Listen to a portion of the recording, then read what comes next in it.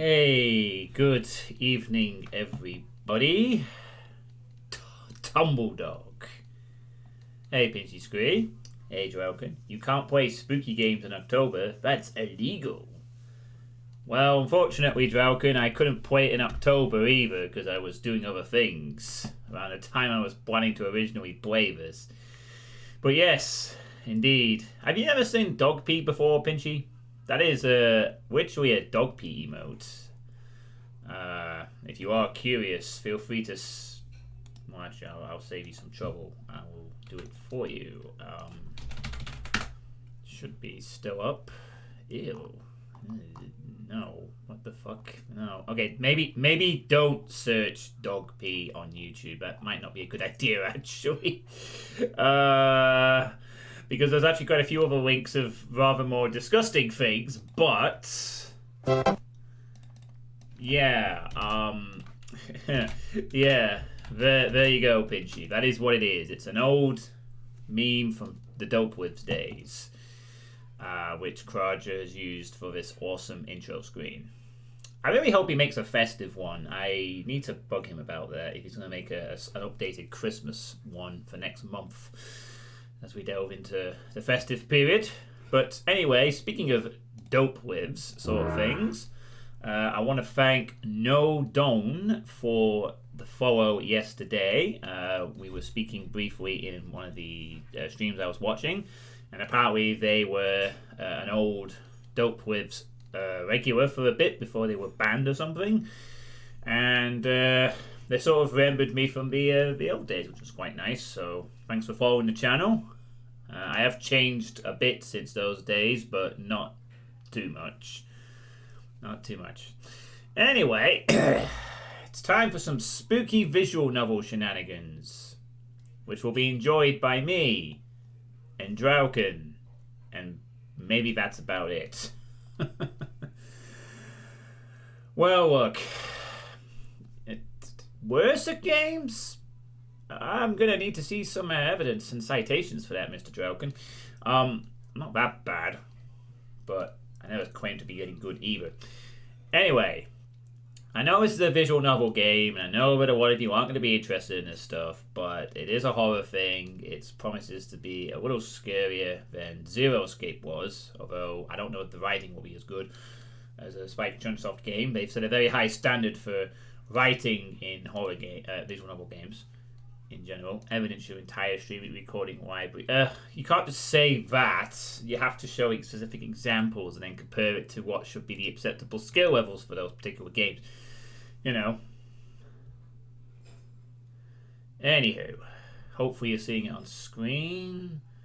Content warning: this game sharing scenes that might seem disturbing and triggering. Beware, this game contains spooky shit, apparently. So, this is The Letter, which is a anime-themed visual novel game. And I assume that chinking in the background might be the chandelier. Maybe. We'll see.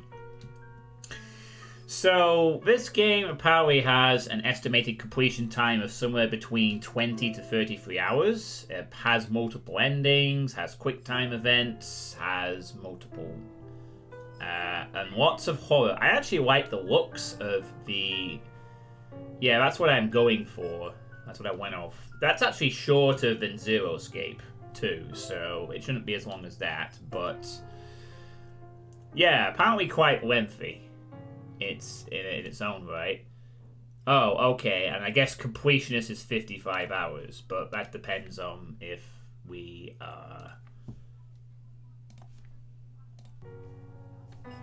Yeah, I don't know if we'll be going for completionist, it depends. Is this going to be one of those games where you have to get all the endings, like Zero Escape, to get the full story, or is this one of those where you can sell for one ending and you're good? You know, I'll have to see how I feel about that, to be honest. If the game's good, I might want to see everything. If it's not, an ending will do. Depends how the game operates and works around that. So, yeah, I mean, again, I know a lot of people don't like seeing these, but this will be the last one. After this, There will be no more visual novels on this channel unless they are under 10 hours in length and can be beaten in about 2 or 3 streams. I'm not going to have super long ones anymore. Because although I do occasionally enjoy these kind of things, I'm aware they are poor streaming material for this channel. So, with that in mind, this is a game that was gifted to me by Drallkan. I was actually impressed by a trailer a few years ago, or whenever I saw this, and I thought, oh, this looks pretty interesting, spooky fun. So I was invested in giving this a try. Oh, I just noticed that the person in between the T's is actually the shadow of a possible ghost. That's cool.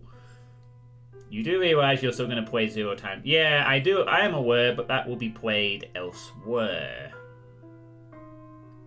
I.e., it'll be played on Dope Lives. Do I want to play 0 Time Dilemma at some point? Absolutely. I want to see the conclusion to the series. Spike Chunsoft have made some excellent written games, and I kind of want to see how they conclude that one. I just hope it doesn't suck like Danganronpa V3 ended. That was a gut punch of an ending. A well-written gut punch of an ending, but it was a gut punch of an ending, and I felt incredibly annoyed. I'm not going to say what it is, because for the sake of those who haven't played them, please play the Danganronpa games, they are good. Right, let's start, shall we? Oh, bloody hell, a jump scare on the very first screen of the fucking game? Really? We're going for that, are we? Wow. Well, that set my expectations a little lower. Beware, there be jump scares in this one. Why would you have a jump scare on the opening screen? That's so stupid. What do you mean I say that now? Of course I'm going to play it. But not right now. Anyway, let's begin. So, the Ermengarde Mansion. It was built for Lord William and Lady Elizabeth Ermengarde of Luxbourne, humble ambassadors of peace and beloved by their people. Both were well known for their compassion and generosity, never failing to extend a helping hand to anyone in need. No, I mean, when you're playing it, you're going to go, why am I playing this?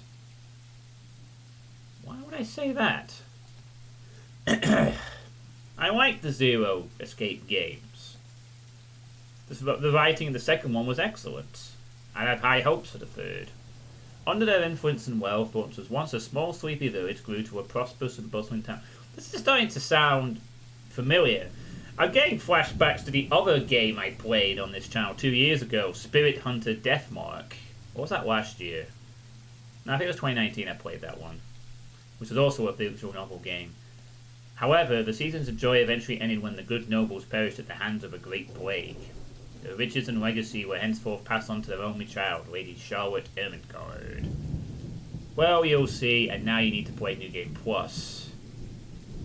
Oh, don't tell me that 0 Time Dilemma also has a reputation for having a disappointing ending. Please don't tell me that there's 2 Spike Chunsoft series that both have questionable endings for the both. ... The mansion has stood since the 1620s, a witness to a very long history of joy and pain. After Lady Charlotte committed suicide, the great house was eventually left uninhabited. And that is when it began, Thundercrack. Surrounding villagers spoke of seeing and hearing unearthly things, of cries and howls that filled the nights, and hearsay of a mysterious woman roaming the hollowed halls aimlessly. People who dared enter its walls were simply never heard from again. Even after 400 years, these stories remain, much like the house itself. Whispers about the once great house, its legend and its curse, still fall upon the villagers' ears. In spite of this, the Connors are convinced that these stories are nothing more than a hoax. With little regard for the truth, they had Prior Realty Corporation place the property back on sale. Like Pandora's box, the secrets that lie inside await to be discovered by brave souls. So, assuming that they got a corporation to go into the house, and assuming that they refurbished the house, that might prove some things pretty quick, wouldn't it? You know, if the construction workers show up day after day, I guess this house isn't that cursed. Or else it's a very picky one. No matter what happens, take care not to be consumed by the curse. I did click the button, didn't I? Yeah. Good luck. Isabella. October 21st, Friday, St. Goretti High School afternoon. Journal Hello? updated. Isabella, are you there? Where are you? A familiar jittery voice comes from the other end. Oh, hey Rose. I'm at St. Goretti High. What's the matter? Oh, we have voice acting. That's nice. What do you mean, what's the matter? It's the mansion, silly. I'm here and you're late. Jeez, we're on shift together. You promised. Sports Day! Career Day! With... creepy face there. C. Wieners. Jablo, Dina, John White, Caesarea, Noisy. Noisy? Oh my god, please don't tell me you forgot. You were planning on leaving me to check this place out on my own, weren't you? You chickened out. No. Calm down. You know I take my promises seriously. I'd like to believe that. So hurry up and get here. This place is huge. A bit too quiet since no one's lived here since, like, forever, but beautiful nonetheless. Why are you so surprised? This isn't the first time you've been there. I know. I just wish I could live in a place like this. It really takes my breath away. Yeah, well, I wouldn't be so sure about that. Not after the rumors that say it's haunted. Jeez, never mind those rumors. Ghosts aren't real after all. Oh, there's a red flag. And even if they are, which they are not, they can't do anything. And there's another one. They're nothing but spirits. Hey, people drink spirits and get drunk, so that's not true. You don't know that. They might be listening or watching right now, and they might not be happy with you enough to curse you. No offense, sweetie, but that's a bit of a stretch. Believe it or not, it's better to be careful. Right. You know, not every property we sell will end up with a dead body stuffed in a sofa. And I think that mansion is where we'll likely find another one. I can feel it. That was one time, Isabella. Loosen up. Wait, just get here ASAP, please. I'm getting bored being here on my own. Fine. Let me just finish up here. I'll be right there soon. Is she a student or a teacher? Okay, see you. Bye. She hangs up before I can respond. Whoa, still charming as ever. I look up from my phone to see Rebecca giving me a questioning look. Oh, that? It's just Rose. The one who trained you? For your job back when you started? You're working together again? Just for this property. We've been scoping out that big mansion down Anselm Village after the renovations. Today's sort of its grand opening to the public. The RC wants to give it one last check before we let potential buyers tour it this afternoon. Hold on. Is this the same mansion you've been telling everyone about? Didn't you keep saying how it just gave you the creeps? You actually went there? And you're going back? Well, I did promise Rose I wouldn't ditch her. And besides, a job is a job. Gotta do what you gotta do to make a living. As soon as those words leave my mouth, Becca lets out a soft What's chuckle. so funny? Nothing. It's just that I didn't expect you to say that. Coming from you, it sounds so out of character. I mean, no offense, but you've been freaking out ever since you got assigned to it. Wow, it feels like the voice acting is skipping parts of the words here. While it still makes sense, it's not saying it word for word. I honestly thought you'd back out. It's odd. Not all the time. I could really use a huge amount of cash right now, and this is just the fastest way to get it. And I like the moving 3D model attempts at least. Plus, listen to this. Briar Realty wants it sold as soon It's as not flat possible, background, and the got agent who lands animations the and deal is stuff. going to get That's a huge cool. bonus. They never give bonuses like that. Getting that would make life so much easier. Yeah, that's because it's an exceptional They're case. desperate, I'm desperate, it's perfect. Meanwhile, the sky apparently is exploding. Do you see the bloom? Oh my god, a nuke's just gone off.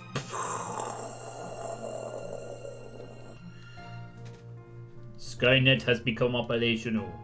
A sympathetic look crosses her face. I mean, look at the bloom! I didn't even notice it until just now. Look at that. I mean, I know sunlight glares things, but it doesn't do that much. You know, if you're really in urgent need of money, you could have just asked me. Or Ashton. We can always let you borrow, and you can pay us back whenever. I have to keep myself from groaning out loud. In the years I've known her, I can only tell what to expect once she has that expression. Becca, I've noticed that you've been living off instant noodles these past few weeks. She crosses her arms and grimaces at the thought. Her voice slightly rises as it begins to scold me. Instantly, I'm reminded why Becca excels at teaching boisterous teenagers. Oh, so these are teachers then. Stop eating junk. They're cheap, but they're not good for you. Oh no, not instant You'll noodles. definitely end up in the hospital if you keep at it. You're not my mom! Oh, I eat what things do. Hey! I eat other things too. Achievement unlocked, this or that. Make your first... Oh, that was like a big decision, wasn't it? Sorry, I should have gone with you, Drallkan. Oh wow, there's 172 achievements for this game. Wow. I folded my arms across my chest, mimicking her posture and giving her the best frown I could muster. The same one I used for my younger siblings a minute ago. What's all this, journal? What's all this? Profiles. Oh, okay. We have profiles. Maria Isabella Grace Cruz Santos. Birth date May 28, Gemini, 26 years old, 5'2", state agent, a Filipino who is a Roman Catholic and a fine arts undergraduates like Cinnamon Rolls, Dogs Food, police procedural dramas, and teleseries? That's like a drama. I forget what it's actually called. It's like a drama sort of thing. Comedies, karaoke. She's the third child among 7, daughter of a laundry woman and a jeepney driver. What? She went to a public school and was an average student but took to art easily. Eventually she pursued a degree in fine arts as encouraged by her father. However, when the man was diagnosed with a terminal illness, she had to stop studying to make money. It was Isabella's aunt who helped her get work overseas in order to earn more money than any local job could get her. Rose Cooper became her mentor as soon as she started as an agent at Briar Realty Corporation. It's been 5 years since she met her neighbour Rebecca. She met Ashton during an unfortunate incident involving her first sale at Devlin Court, and later Zachary through him. I guess we'll find out who they are at some point in the relationship. Oh, okay, so we have relationship meters to deal with. That's interesting. I guess these will affect endings and reactions and stuff like that. Okay, that's an interesting thing I've not had to deal with in a visual novel game before. Perhaps this will have a bit more complexity than I thought. I knew this game had quick time events. I didn't realise it had relationship management. Instead, she only raised an eyebrow That's at me. not going to work on me. And I saw it when you were cleaning your flat last week. The instant noodle cups outnumber everything else. You're just exaggerating. Did you even see what's in my cupboard yet? I'm not just living on instant noodles alone. I've got canned beans, peas, tuna, ham, and even hamburgers in there. Becca's wrinkling her nose by the time I get to the end of the smallest. She even went a little green on the last one. I would have laughed at that if I didn't know it would only lead to more reprimands from her. Aren't those the same ones you won from the grocer's raffle more than a year ago? Oh, I sincerely hope you're checking the date stamps on those things before eating them. I don't want a repeat of last year. In any case, those are still not exactly healthier choices, Belle. She shakes her head, possibly laughing at some funny distant memory. When she looks up, I immediately brace myself. More words from her. Words, words, words. Sometimes it's better to let Becca talk until she's out of things to say. When she turns her attention back to me, there is only warmth in her smile. What am I going to do with you? Come with me to a haunted house. She says this more to herself than me, her voice shifting to something kind of even motherly, if I'm looking for the exact word. I hope you know that it's impossible not to worry about you when you're like this. You don't have to keep eating the same thing. Didn't I tell you before? You're always free to reheat my leftovers. Yeah, now she's just saying something completely different. Thanks, Becca. I really appreciate it, but you don't need to keep babying me. You've been taking care of me since after I moved here. You have to take a break sometime. And before you ask again, no. You know I'm not a fan of borrowing money. And I'm not going to ask you to give me what you earned hard for yourself. You and your pride. But suit yourself. I find that to be a rather smart decision, because if she doesn't return the money, it would sour the relationship. It's like one of the rules. Never loan something to somebody that you're not willing to lose. Otherwise, if they don't return it, your relationship gets soured. The offer stays on the table, though. I nod in response if I want to get her to drop the topic, but I'm pretty certain I will never take that offer. Ever. It has nothing to do with pride. I've simply seen plenty of times how friendships can take a turn for the worse just because of a few unpaid debts. I don't want something like that to happen between me and Becca. We may argue what about small petty things, but she already feels like a real sister to me. I don't want to lose that friendship over something so trivial. Becca's movements when she takes a quick glance at something behind me snaps me out of my Well, thoughts. enough chit-chat. Lunch is ending, and my students will be back any minute. We can catch up later. Good luck with your clients. You better treat us to lunch or something if you get that sale. You bet! With a small smile, she returns to her desk and begins shifting through the pages of a rather thick history book. She's probably working on next week's lesson plan, or trying at least. Her eyes are distant and she doesn't seem too attentive to whatever's on the page. As if she heard my thoughts, Becca starts coughing heavily. Her hand hastily goes to her mouth to stifle the sounds. Ah, this is precisely why I followed her here. For someone who makes a habit out of worrying about other people, Becca sure forgets how to take care of herself. Hey, you sure you can manage on your own? I mean, you're still a bit feverish. Hush, dear. Don't you worry about me. I'll just drink some medicine and I'll be right as rain. I level her with a flat look. She has had a cold for a couple of days now. Something about the strange weather not agreeing with her lately. And despite my advice to take the week off and rest, I found her apartment empty when I got by this morning. She even left the medicine her doctor prescribed. Look who's being stubborn now. You shouldn't even be working right now. Seriously, you big baby. I'll be fine.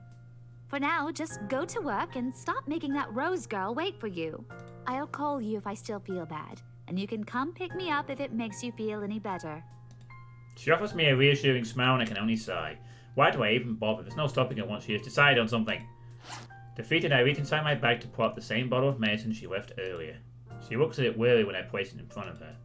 Unfortunately for her, this is one thing I'm not letting her have her way. All right, but don't forget what the doctor said. Drink this on time. I'll see you later, okay? There's an amused gleam in her eyes when she shifts them back to me. Look who's playing the mother hen now. Rebecca! Okay. I won't tease anymore. I'll make sure to drink it, Mom. Before I can retort, she casts another look at the clock. I take that as a sign to finally end the conversation of my short visit. With a small wave, I leave her alone to her classroom and her thoughts. And now we're in Luxborn City's afternoon. I hail a passing taxi to take me to the property as soon as I leave the school grounds. Sleepy Sheep Inn, Library, Antiques, Mrs. Flowers, Bars, The Kroll, Czar... Is that meant Czar Books? The mansion is some ways out in the countryside, but I don't have trouble giving the driver directions. Oh my god! Elevator music's playing! Can you hear it?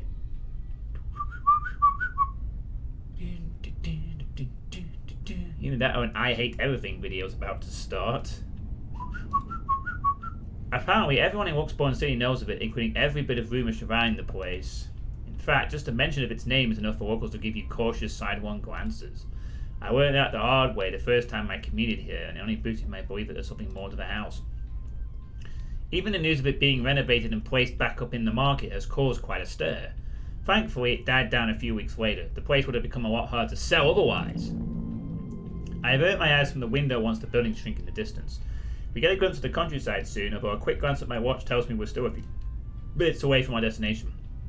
Might as well get some work done. Rose did ask me to review the mansion's documents. I already looked them over last night, but you never know when things may go wrong. Life have ways of messing things up like that. Halfway through reading the papers, my phone rings again. I pick it up without looking, neatly tucking it between my ear and shoulder. It's probably just Rose again anyway. Rose? Guess again. That voice. Ash. Bingo.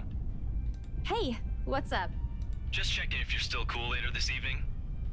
You mean that thing with Zach? Yeah. He even called in the middle of the night just to remind me. No, don't worry. I didn't forget. I'll be there. Cool. I'll see you later. What time do you get off? Around 6 p.m.? I don't know. It's the first day of the Ermengarde Mansion's open house, and we're expecting quite a number of potential buyers. I'll be booked the whole afternoon. Ermengarde Mansion? You know, the big Jacobean mansion at Anselm Village? I'm on my way there right now, actually. On your own? Yeah, well, Rose is already there, but yeah. I see. Looks like the scaredy cat finally toughened up. Shut up!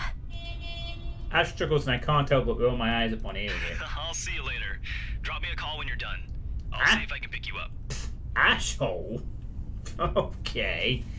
Whatever. Bye. Oh, that face. It's so odd. Stupid asshole. Always teasing me whenever he sees a chance. I'll show him who's tough. Yeah, I'm sure you will. Journal updated. Timeline. October 21st. What?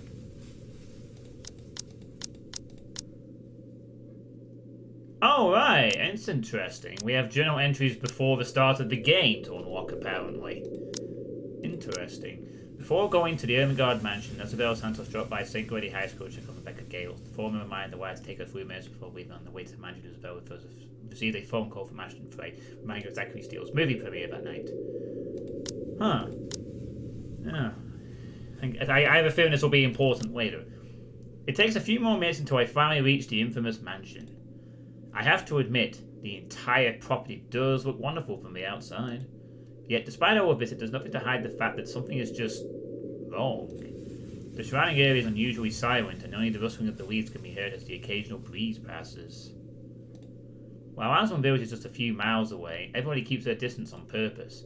Perhaps out of fear, the horror of falling under the mansion's curse. Somehow it makes me feel sad. The lack of immediate human presence just makes this place all the more eerie than it has any right to be.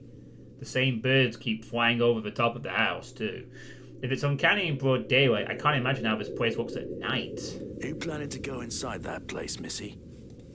The voice nearly makes me jump out of my skin. Without completely taking my eyes away from the house, I give the driver a confused nod. A beat passes while I wait for him to say more, but his only answer is a non-committal hum. Belatedly, it occurs to me that he must have been waiting for my payment. I mentally slap myself for spacing out and promptly hand him the fare with an apologetic look. I expected him to leave as soon as I've paid, but there's a hesitant expression on him, as if something hasn't been said yet. Is there something wrong? Look, Missy, I'm sure you've heard what the people are telling everyone about that place. Nobody likes to be disturbed when they're at peace, and I'm pretty sure whatever they say is in that house doesn't want to either. I admit they did a good job fixing it up, but there must have been a reason why even distant relatives of the family who used to own the house never lived in there despite inheriting it. No wonder they wanted to get rid of it. Maybe they just didn't like it? You never know. He drives off after, but what he said has left a foreboding feeling in my gut. It's like a regular Kane from Vampire the Masquerade Bloodlines, huh? I breathe out a heavy sigh as I approach the house. So, this is a cursed house where nobody returns, yet there's been an entire group of people who have done it up. So, then the curse is just really picky, is it? Or else it's wacky to the point where it's like, okay, if you do me up, I won't kill you, but if you try to sell me or live in me overnight, I will.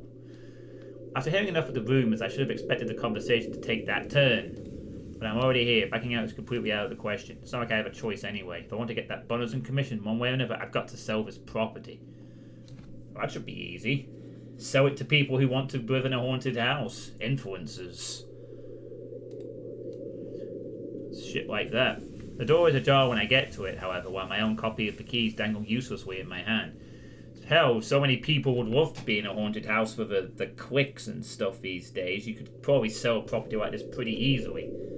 At least to those who can afford it. Those ones have left it open when she arrived. That's weird. She may be the only people here this area, but I've never known her as someone careless. Entering what meets me inside leaves me gaping. Wow, what a mansion. And so many pictures. They've cleaned every corner, waxed the floor, dusted the antiques, searched every nook, cranny, and crevice, and made it spick and span. Yeah, so much for that curse, huh? The house let its ghosts get cleaned. All for the sake of making the mansion more enticing to the modern-day lords and ladies. And Chandelier is living by itself. Okay. But no matter how hard they tried, the mansion still looks as soulless as ever. As though it's going to eat you alive. If you ask me, they should just listen to what other people have been telling them and leave this place alone. Some things in this world are better left alone, never to be disturbed ever again. Rose? Oh, an echo. That's cool. I call out. Rose, I'm here. Where are you? Nice use of an echo effect there. My voice echoes softly throughout the hallways. Oh, who am I kidding? The place is big. I don't think she'll hear me no matter how much deafening the silence is. She could be all the way on the other side of the property for all I know. Quickly, I reach for my phone and dial a number. But... The number you have dialed has not been recognized. Please check and try again. What do you mean has not been recognized? We were just talking a while ago. It's not like she was eaten by the house, right? Or maybe the ghost idiot was talking and spirited her away, right? Right? No, Isabella, don't be ridiculous. And look at that, we have the massive blurring sunlight again. She probably just wandered deeper into the house and lost signal or something. I dial a number again, hoping the call will connect this time. The number you have dialed has not been recognized. Please check and try again. But to no avail. Oh boy, I have a very bad feeling about this. Rose? If you can hear me, please come out. Come on, Rose. This isn't funny. You know this place gives me the creeps. No answer. This isn't going to work. The place is big. She could be anywhere. I need to start looking for her. I take a deep breath before venturing deeper into the mansion. Taking a couple steps forward, I notice something move above the grand staircase. What the hell? Rose? Where? I didn't see Rose, anything. is that you? I didn't see anything. Not funny. I'm leaving you if you don't come out. Not coming out, huh? Fine, I'm going. If there was something there, I completely missed it. Okay, that's a lie. She's my friend. I can't really leave until I know she's alright. Growing desperate, I try and contact her number again. Come on, please give me something. Please, Lord. Yes, finally. Hello? Hello? Rose, I'm here at the mansion. And time for garbled speak in 3, 2, 1. Where the hell are you? She doesn't respond. There's also heavy static coming from her side. Oh no. She's turned into a static zombie. I sincerely hope he doesn't get cut off again before I get an answer from her. Rose, come on. Where are you? A few moments pass until the static eventually starts to quiet down. I'm sick. What? The attic? Why? Crap, it got cut off. Man, do I really need to go there? With how deep inside the mansion the attic is, there's barely any signal there. No wonder I can't contact her. But why is she there? Out of all places, she just has to go make me fetch her in the creepiest room of this place. Is she doing this to get back at me for being late? Whatever, I'll just go. The sooner I meet up with her, the sooner I'll feel better about being here. I carefully make my way up the staircase. My legs wobble as I mentally curse the fact that I've chosen real estate instead of picking a career that doesn't involve strange, abandoned houses. Upon reaching the top, the grand hallway greets me. It branches out to the two major wings of the mansion, the east and west wing. There are two attics here, one on each side. Oh, the windows are open, so that explains that at least. But the east one has been converted to a storage room of sorts, and somehow I find it least likely for Rose to wander there by herself. Besides, she never did like going into stuffy storage rooms. So I head towards the west wing first, where a simple wooden door at the end of the hall opens to a small room. Inside is another set of steps leading to the second attic. Unlike the grand staircase though, the stairs to the attic are steep and narrow, made of old stones and coated with a thick coating of dust that kicks up into the air with every step. Thank God it's still daytime. If it wasn't for the light streaming through the door behind me, I might easily stumble and fall. With how old the place is, there's no light fixtures to illuminate the cramped passage up. Why they didn't bother to add one here when they renovated escapes me. Sheesh, they did it with the rest of the house. A small bedroom welcomes me at the end. Maybe they just wanted to make it preserve its rustic charm, I don't know. It looks exactly as it did since the last time I've been here, full of dust, worn out, and faded by time. Oh, we have some ominous music playing now. Odd, I thought they cleaned everything. Did the crew miss this room? Ugh, cleaners is the least of my concerns right now. The more pressing matter is Rose. She's not here! Was I dreaming when I talked to her a while ago? Did I mishear her? No, it couldn't have been a dream. After all, the creepy ambience of this estate is doing such a remarkable job of making sure I stay alert and awake. And I'm sure she said she's here. Is this a prank? Or maybe that phone call was Rose's last message to me before the curse got to her. Ugh, shut up, brain. You are not helping. Don't make this scary than it already is. But if she's not here, then where is she? Hell, what the hell was that? Yeah, I thought. That's it. I can't do this anymore. I'm leaving. We must have angered the spirits living here. I knew disturbing this mansion was a bad idea, right from the very start. But nobody listened. Be fucking realistic, they said. They think I'm cuckoo because I believe in curses and ghosts and all that. Me and my outlandish backwater country beliefs. I've always strived to be a model employee, but not this time. No. I'm turning back for the sake of my sanity. Brea Realty can find another agent who is more fucking realistic to tour people around this haunted house. Before leaving, I take one last look at the gloomy old room. Just to check. Huh? What's this? Well, that's it. I guess she's quitting. My worries about Rose's whereabouts must have caused me to miss it when I first entered the room. But there's clearly something on the floor. Looks like... A letter? Lying on the ground just a couple of inches away from my feet. Out of sheer curiosity, I lean down and pick it up. Ooh, strange. I don't recall seeing this the last time I was here. A few days back, me and a few other agents inspected the mansion to prepare for today. I had been the last to walk inside the attic and leave, and this certainly hadn't been here before. Someone must have left this in this room since then. Did Rose leave this for me? Was she here a while ago? I couldn't have missed her, though, could I? There's only one set of stairs leading to the attic. The letter isn't exactly in pristine condition. In fact, it looks rather ancient. The paper is so thin and rough, I'm worried it'll fall apart if I so much as touch it. But with great care, I open it, and what reads shakes me to my core. What? Help me, help me, help me, help me, help me, help me, help me, help me, help me. Achievement unlocked. Pass it on. Nothing but the words "help me" fills the page. All of it seemingly written with a crimson-shaded pen. Or blood. I gulp. The same phrase just goes on and on until... Send this to... Oh my goodness! The ghosts have discovered chainmail. Send this to 5 people or else. Or else you'll be killed by the host of by Smile Dog. Or else what? Yeah, they weren't very specific, were they? Or else what?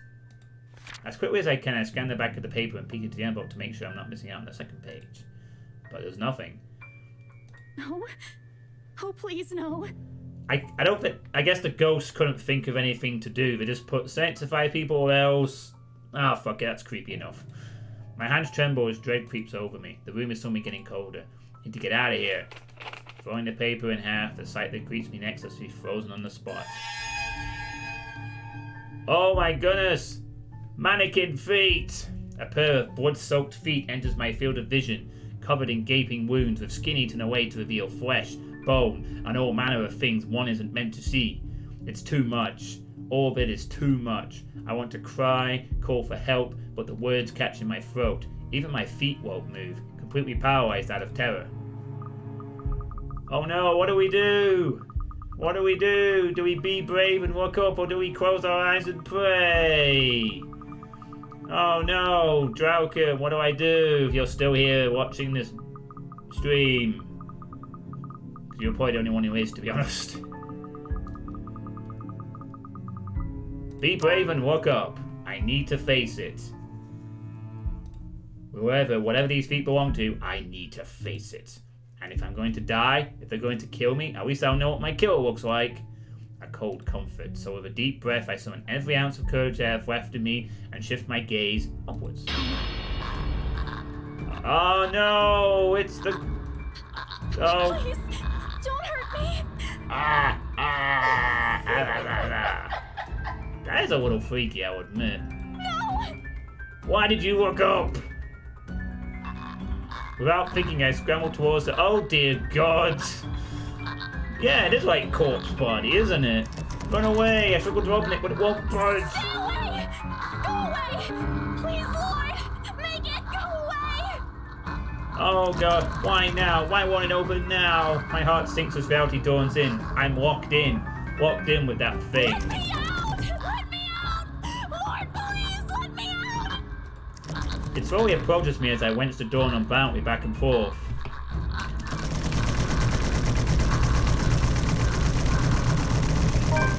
Yes!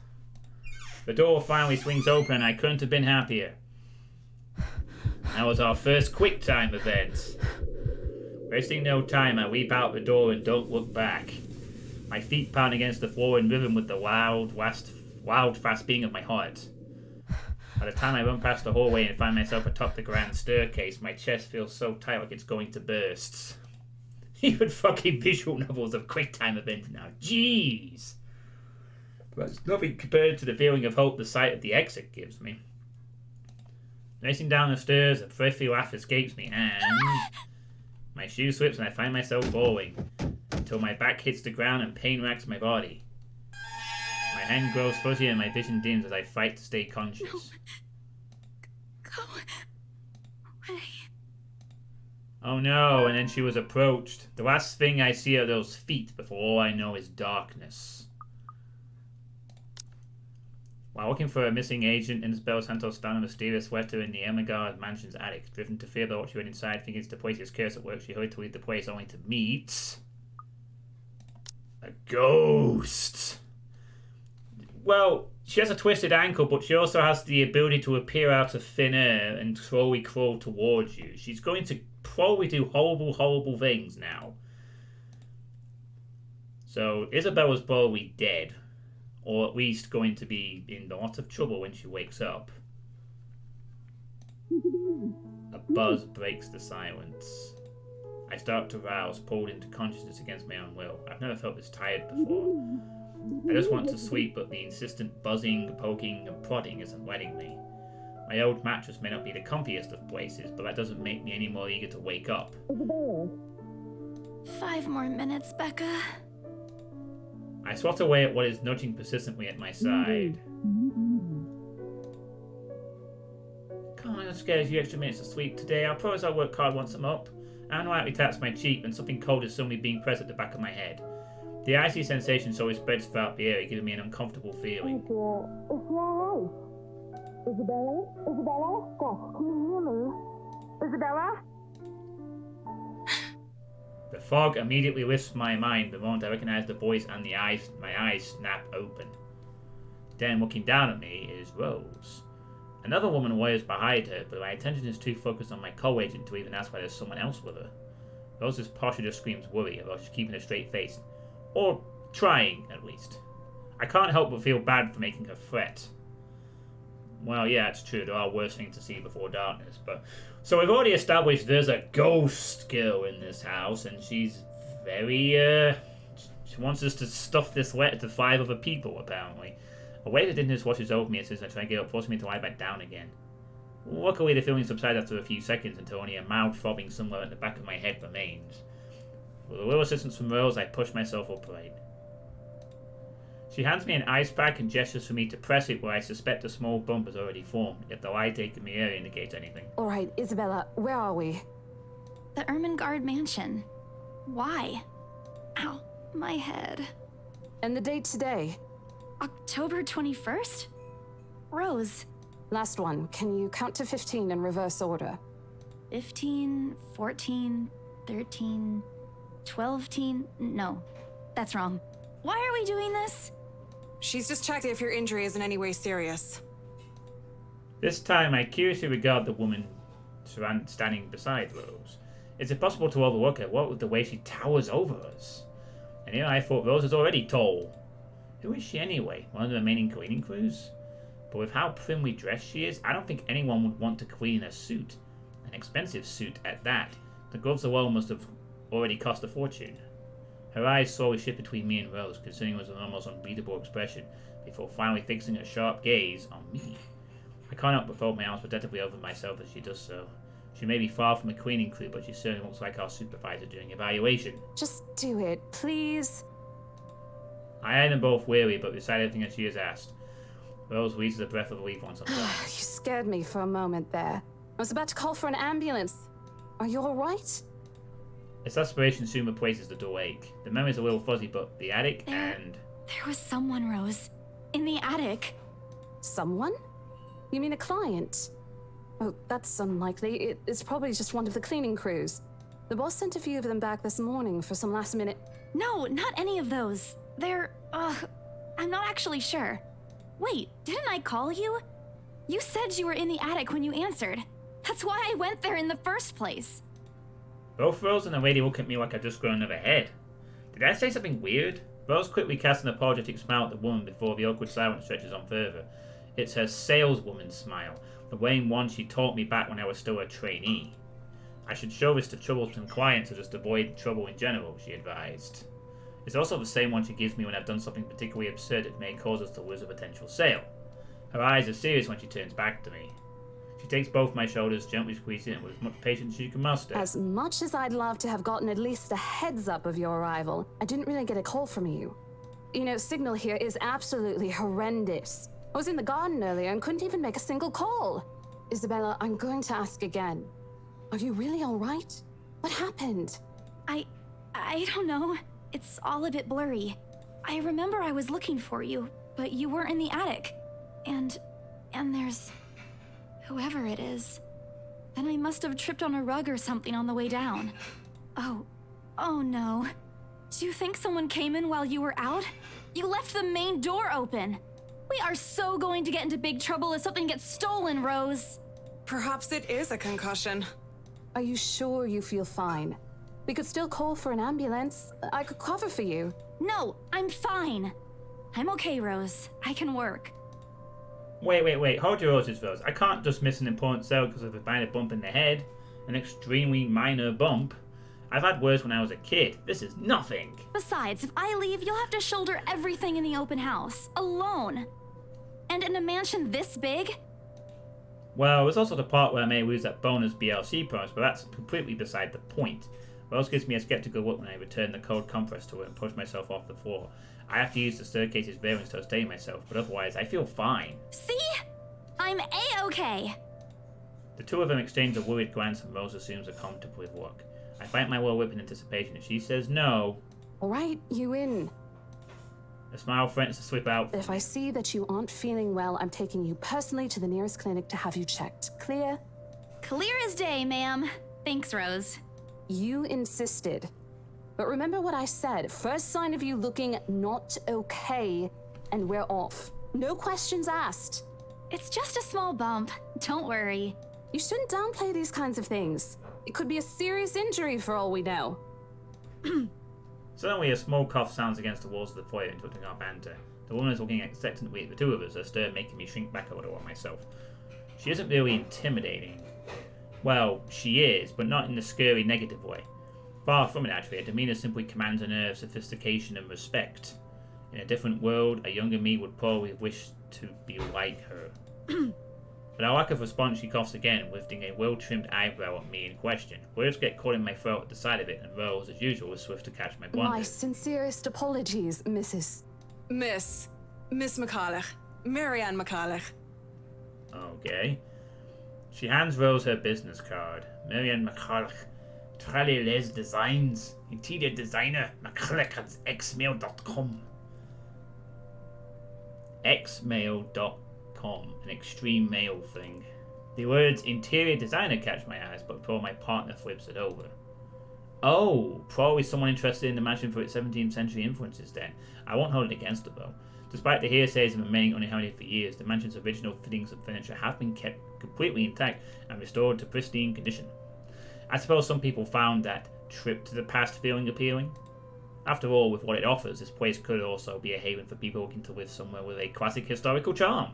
Miss McCullough, I'm Rose Cooper, and this is my partner, Isabella Santos. We're just ironing out a few things, but we'll be starting the tour soon enough. In the meantime, we've prepared some refreshments for you in the parlor while you're waiting. If you could please... Thanks. There's no need for it, though. I just dropped by for a quick survey of the place. I thought I should check the estate before I meet with the homeowners. Rose's confusion is impossible to miss when she glances at me, and I return it with an equally perplexed look. And against my better judgment, I blurt out the first question that comes to mind. I'm sorry. Homeowners? I should have kept my mouth shut. A flash of irritation crosses her face, but it instantly disappears under a mask of professional detachment. Yes. Hannah right? She hired me to handle the interior design for their new home. This is the Ermengarde mansion, right? Okay, that's an interesting thing I've just noticed between the two lines of dialogue. The one that is actually following the words from the text sounds a bit different, and the one that's like not entirely covering the text word for words sounds like it sounds different. Is it perhaps a re-recording? Maybe they had to re-record some lines or something, because I've noticed that before. It sounds like there's different, recording quality, or it's just something like that. It is, but... She pauses, possibly trying to find the right words to fix the awkward situation without offending someone. So, those buzzing me with elbow. Oh no, we gotta make a decision. What should we do, Drallkan? Should we check with our supervisor, or should we say, I don't know? What do I do, Drallkan? What do I do? Let's check. Relationship status updated. Those few words have given me enough time to clear my head of any nervousness or confusion. It is, ma'am, but we weren't aware the mansion has already been sold. What do you mean? I almost flinched when she turned to gaze on me, but I stand my ground. Besides, it isn't like I haven't dealt with awkward situations like this before. Oh, okay, we gained more with Marianne. Nice. And, I guess we'll be meeting some others in a little bit. In due course. I may screw up at times, but that doesn't mean I haven't learned a thing or two in the 5 years I've worked in the business. The mansion is indeed for sale, ma'am. Today's the open house, in fact. However, we haven't heard anything from the higher-ups that a deal has already been closed for this particular property. If you'd like, my co-agent and me can check with them right now. She nods, seemingly in deep thought after I finished. She appears to be a reasonable person anyway. Given the proper explanation, she'd surely understand. I thought something looked odd. Excuse me, I need to call my secretary. Thank you for your assistance, Miss Santos. With a slight wave of her hand, she leaves us. That seems to be the end of it. Both Rose and I breathe a sigh of relief. Disaster averted. I also don't miss the thumbs up she gives me for doing a good job, and I can't help but swell with pride. Still, I've already prepared myself to dial number to our Luxbourne office and check, even if she didn't ask for it. I will be very frustrated if, for some reason, something has already been decided without my or Rose's knowledge. That's a whole new level of unfair. We've been working hard on this. Moments later, Miss McCulloch returns, looking a little frustrated but with an apology clear in her face. I feel a little sorry for her having to go through all this trouble. There seems to have been a little misunderstanding with my client. If you'll allow it, I'd like to stay and wait for them here. I was informed they'll be dropping by for the open house today. I figured it'd be a waste to just leave after that long drive. I might as well meet him here. Certainly. You could stay at the parlor in the meantime, ma'am. I'm sure it won't be long before our guests arrive. And, Isabella, I left a few documents in my car. You know where I keep those. Can you please get it for me? Rose takes a glance at her wristwatch before tossing me a set of keys. We've still got a few minutes to double-check those papers. Okay, got it. The two of them disappeared behind the parlor's door.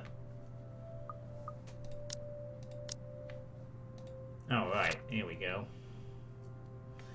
Rose Cooper, along with a woman who introduced herself as Marianne McCulloch, found Isabella Santos lying unconscious in the mansion's foyer before the open house's start. Unable to recall what happened prior, Isabella insisted on working despite her co-agent's worries about her well-being. The departure brings with it a stillness to keep me company, neither welcoming nor comforting. Alone like this, it's impossible not to think of what really happened. I wish the memory isn't as elusive as it normally is. Then again, Rose already said she didn't receive any call from me.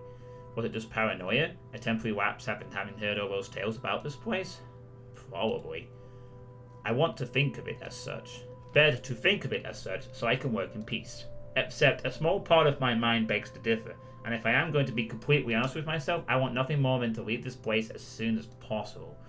I don't know what's in this house, and I don't want to know. The keys Rose have just handed to me dig into my palm, its jagged edges creating shallow ridges on my skin from how hard I'm clutching it.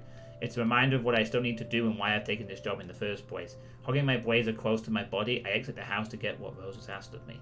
Just a few more hours, Isabella. Sell the house, get the money. Meanwhile, the household's all bloody on us. I guess we missed that. A flock of people have already gathered in the mansion's front yard by the time we officially open the doors. I'm not sure whether I should feel baffled or underdressed standing in their presence. Men and women of wealth and status, all dressed to the nines in fancy suits and lovely dresses of varying colours, compose a medium-sized crowd. Oh, I guess we got save slots.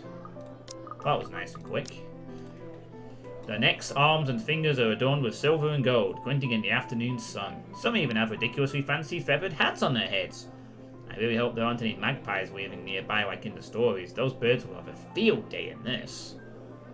They are murmuring among themselves, looking at the estate's facade appraisingly, with some arguing about whose mansion has the superior architecture. But most of it stops as Rose calls for their attention. They don't look too pleased at being ordered around, but what can they do about it? Ladies and gentlemen, I'm Rose Cooper, and this is my partner, Isabella Santos. We'll be taking a tour of the mansion in 2 groups. Please make sure you filled up our sign-in forms before joining a specific group. Those who want to look around the first floor, please follow my partner. I'll be guiding the ones who wish to see the ground floor. Hearing this, a few wondered to me. They are mostly old ladies who seem daunted at the idea of climbing all those stairs. Miss McCulloch also joins our group, but what really catches my eye is the elegantly dressed pair she approaches. It's so nice to finally meet you! When Chief Inspector Lee mentioned that a famous interior designer is in town, I knew I had to get you! Your confidence in my skills is very flattering, ma'am. I'm sure you won't disappoint, Marianne. Oh, you know each other? Not at all, ma'am. You mentioned something about a Marianne on our way here, darling? Oh, yes, I think I did. Ah, they must be the client she was talking about. I might have seen their faces somewhere before. Some magazine? Or the television? I can't quite remember. But then again, most of our guests have likely ended up in the news, one way or another. I won't be surprised if these two already have. For people who are popular, though, they aren't dressed as wildly as the others, and in their simplicity, the couple stands out. The woman in particular is stunning enough to turn the heads of most people in my group, especially the men with wandering eyes. The guy standing beside her doesn't seem to mind, though. And if I'm going to be a bit bothered with my assumptions, I'd say he's basking in the attention. Both of them, in fact. I think they are brother and sister if it wasn't for their public display of affection. The matching rings on their fingers just cement the fact that they are, indeed, a couple. My only sunshine. Whatever. Couple or not, what's important is that we get this deal closed before the current owners can even think of cancelling the listing. I just hope one of the people in my or Rose's group is brave and generous enough to buy this mansion. And so, with papers in hand, I lead the way. Branching tree? Let's have a look at this. Oh, okay. Warning. This feature shows the outline of your current chapter and is done that others might deem as spoilers. Okay, let's not do that then. At least not yet. When they aren't whispering among themselves or going ooh and ah over one thing or another, they ask questions. Today marked the open house of the infamous Emmergard Mansion. Open to the public for the first time in years, Wookspawn's most esteemed and prominent personalities gathered to catch a glimpse of the 17th century property, including Wookspawn's most well-known couple, Luke and Hannah Wright. Oh, that's who they are then. Fair enough. Luke and Hannah. Nice. This game doesn't seem too bad so far. We've already been introduced to a bit of the spookiness, which isn't really that spooky, but it's interesting. I guess they want to show their hand slightly early, but more hopefully to come. From how the restoration process went to the history of this place, I answered them all. More than happy to talk about the art pieces and architecture, mostly. However, I'm careful not to mention anything about the urban legend. Not a good material for sales talk, even if the entire population of Wookspawn knows about it. Some of the furnishings here are actually the 17th century originals, all of which have undergone a painstaking restoration process just to return its original beauty. Even the glass thing, colorful ones. Oh, I don't know, but you get the idea, I hope. Does she mean the stained glass windows? Especially that one, ma'am. It is said to be a gift commissioned by the fiancé of Lady Charlotte Ermengarde. The mansion's current owners have specifically requested that the restoration crew take great care in handling it. It's a priceless work of art and the most distinctive feature of the mansion. By the time I stop talking, her attention is already elsewhere. Isn't this place wonderful, darling? I told you it's not a total waste of your time. Oh, that's a cute little animation. I don't know. Isn't it a bit too small? We might have to break a wall down to have more room. Well, I think it is just right. Don't you think so, Marianne? It is splendid, ma'am. But isn't it a little too early to make plans when no deal has been signed yet? Never mind that. It isn't going to be a problem. We've got a wonderful legal team to handle everything. Start taking notes, though. I think I've got a few things I want changed before we move in. The rest of their conversation gets lost in the chatter of our companions. I don't want to make any assumptions yet, but their sheer interest is enough to give me some semblance of hope. Oh, please, please, please let these guys be the one! Oh, and wouldn't you know it, it wouldn't be interesting that the pictures on the left and right walls happen to look kind of like them. I wonder if that's not a coincidence or not. Spoilers, it probably is. Is not a coincidence. It's entirely going to be something to do with generations, families, past lives, some shit. I don't know. Much like the rest of the house, a great deal of effort has been put in maintaining the room's classical appeal. I do like these pictures. I particularly like the fact that these are animated as well as like lights and birds. It looks a bit odd, but it's nice. It adds something different to this experience. It's not just flat pictures all the time. It was like this with the trees and the blowing in the wind in Spirit on Deathmark. You know, just having a little animation to these backgrounds is nice. The open half at the end of the room in particular looks amazing, like the ones I've only seen in fairy tale books. And mad props to the cleaning crew. Seriously, after overhearing hundreds of their complaints about the soot and tar staining the bricks and how much of a pain in the arse cleaning this will be, they still managed to pull this off. Or make it look presentable at least. The highlight of the room, however, is what's underneath this hatch here. Oh, don't say anything yet. An underground wine cellar. Damn it, Byakuya, not now. This is the first time the guy in grey speaks up, Mr. Luke Wright. My memory supplies from the forms they supplied earlier. His sudden attendance catches me off guard. Since the start of the tour, only his wife has shown any form of genuine interest in the place. But this time, something lights up in his eyes at the mention of the undercroft. What's so interesting about a basement? I really don't understand rich people sometimes.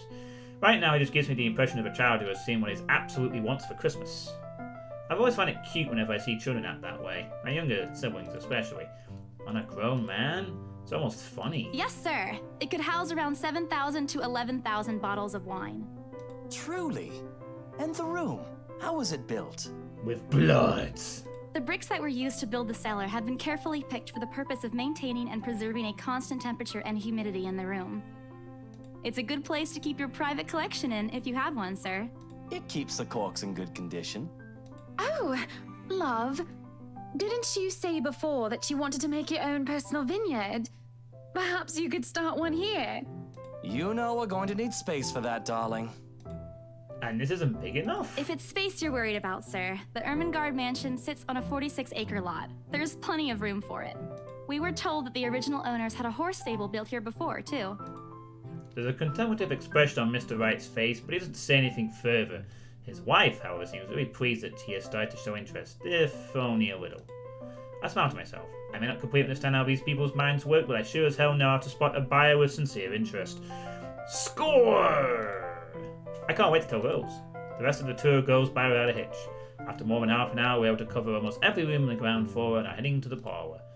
Funny, the first time BRC had to survey the property, I kept complaining to Rose how big it is. Now I can't even bring myself to care, no matter how much my feet hurt. Maybe this is my excitement over a possible sale. When we reach the parlour, however, an odd feeling washes over me. Oh. Okay, well, creepy noises.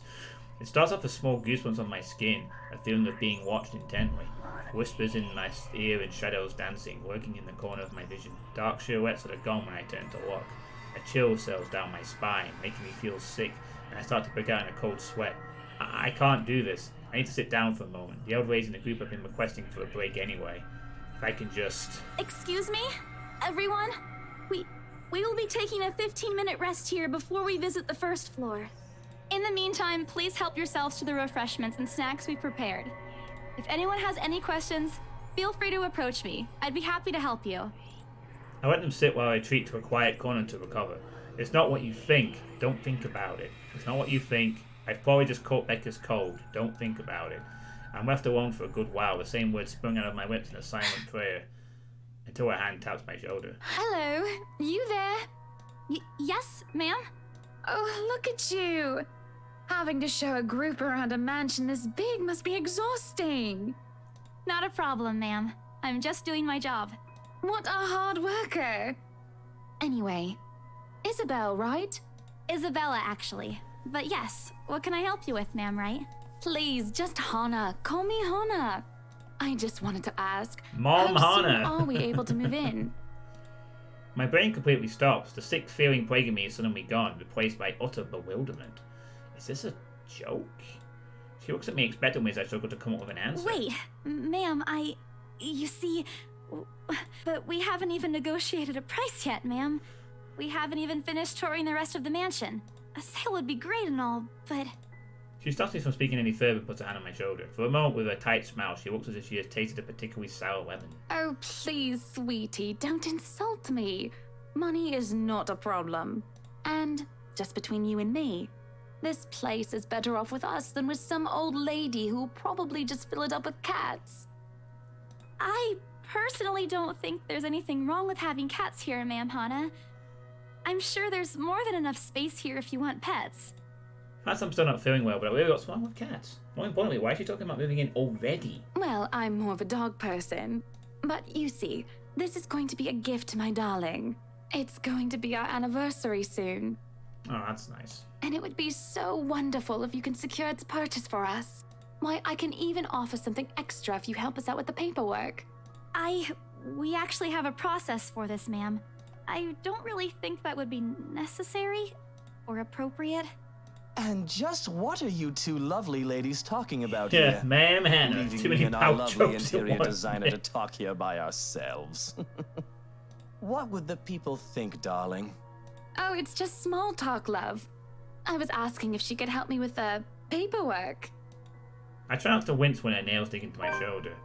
I can't help but send an imploring look at Miss McCulloch, who only gives me an apologetic smile and a shrug. Yeah, I can give you a fact sheet and a form to fill out. She wastes no time in taking the papers from my hand and shuffles through the bunch. Oh man, Rose is going to be so angry at me for wanting to do that. Wonderful. And Marianne, I'd really love to talk to you about those changes. You took some notes earlier, yes? I did, Mom. But I really hope that this time... Excellent. Hopefully you can help us out too, Isabel. Isabella. Right. It's a lovely name, Isabel. She's not getting it right. It's Isabella. Yes, that's great. We'll be more than happy to put in a good word to your superiors too, and what's this?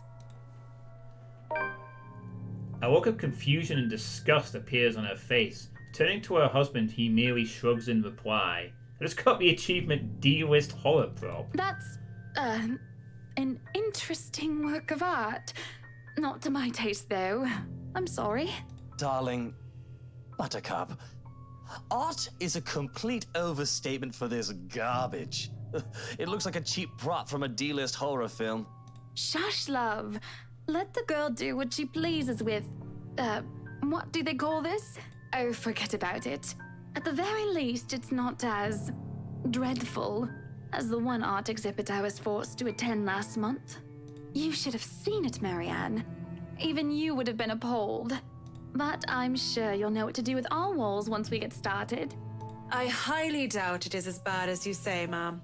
Nevertheless, you can be assured that my team will only pick whatever suits your tastes.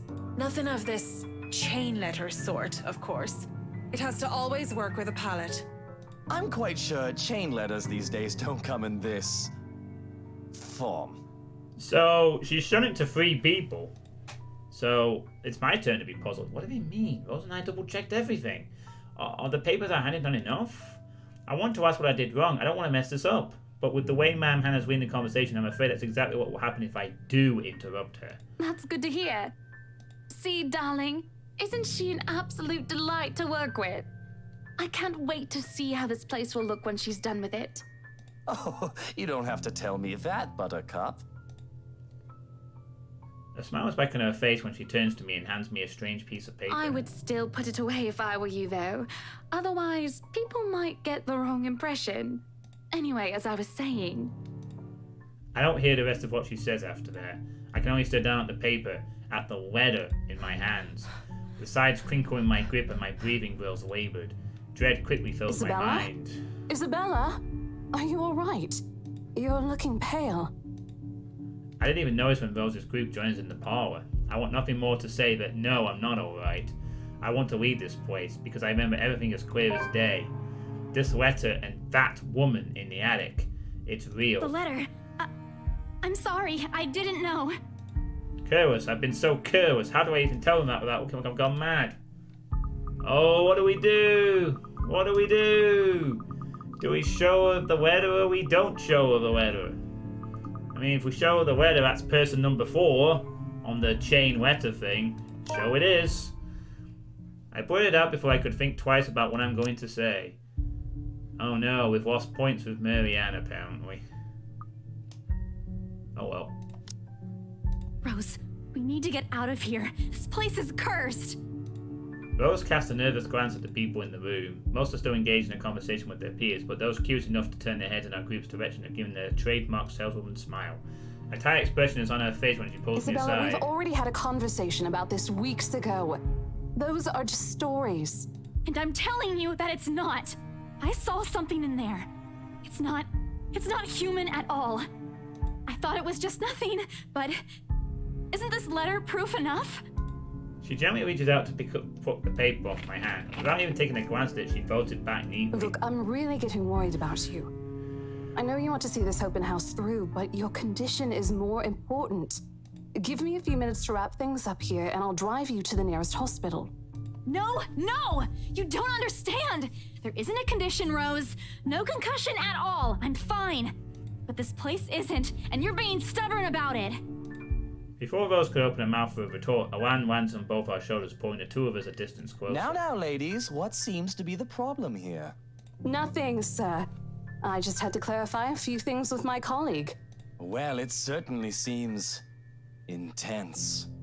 A smile fits the two of you better, in my opinion. Especially darling little Lily here. He gives my shoulder a gentle squeeze, and a suitable smile spreads across his face. It's Isabella, sir. Of course. But my point still stands. And with two beautiful ladies here, I'm sure. And I'm sure little Lily here would certainly appreciate it if you remove your pretty hands from her, darling. The pressure on my shoulder lifts as soon as those words leave his wife's lips, while the scowl on her face is like a splash of cold water on me. Oh no! He likes to flirt with the ladies, huh? It's also impossible for me to miss the displeased frown on Miss McCulloch's face. The realization that we might lose his cell because of my outburst instantly dawns on me. Rose will be beyond pissed. I think I need to step out for a while. I'll be back. Bowing my head, I mutter a quick apology and gather myself to make a quick exit. It doesn't matter if this place is haunted or not. I've caused trouble and Rose can be quite unforgiving of behaviour like this. I'm almost at the door when she catches up to me. Isabella, wait! The apprehension must have been quite obvious on my face because her expression instantly shifts to something gentler, eyes softer, a fond smile spreading on her lips. Hey, I'm not angry. I know. I'm sorry I ruined this for you. Come on, you didn't ruin anything. It's not like we haven't ran into any problems before. If we don't get a deal today, we can always try on a different day. And look. She hesitates, completely trailing off before shifting her gaze down to her hands, a small gesture to stall. Her fingers are filling with a piece of folded paper. It's that stupid letter again. My hands stiffen when she gives it back, but I take it nevertheless, more as an automatic response than any desire to have it back. I'll throw it away if I can, but I have this nagging feeling that one way or another it will find its way back to me regardless of what I do about it. Rose, this is... You have to let them know about... I know you want us to get this sale so badly. And we've made a lot of plans on how to go about this. I mean, who wouldn't? This is the first time I've been assigned to a property like this. I've sold plenty of houses before, but nothing like what we have here. It's a beautiful house. I'd love to get one of my own if I ever win the lottery. But I think... Look, here's the thing, Isabella. If we are going to do this, work on something, I don't know, this big, I need you in top shape. And the way you are now... My mind stops. What? Wait. No, I can still work. I just need to get myself together. That's what you said earlier. I let it go because I thought, hey, it's your own body and you should know more than anyone how you feel. But after this, I really think you should take a break. You're kicking me out? No, I'm not. Look, all I'm asking is for you to take a seat somewhere I can see you, and let me handle this for now. You're clearly not yourself, and I honestly could use some time not worrying when you'll fall over or not. The day's not even over, and I'm already feeling the stress. Please, humor me just this once. She clasped her hands together in front of her, eyes pleading for understanding. And I do understand. To some extent.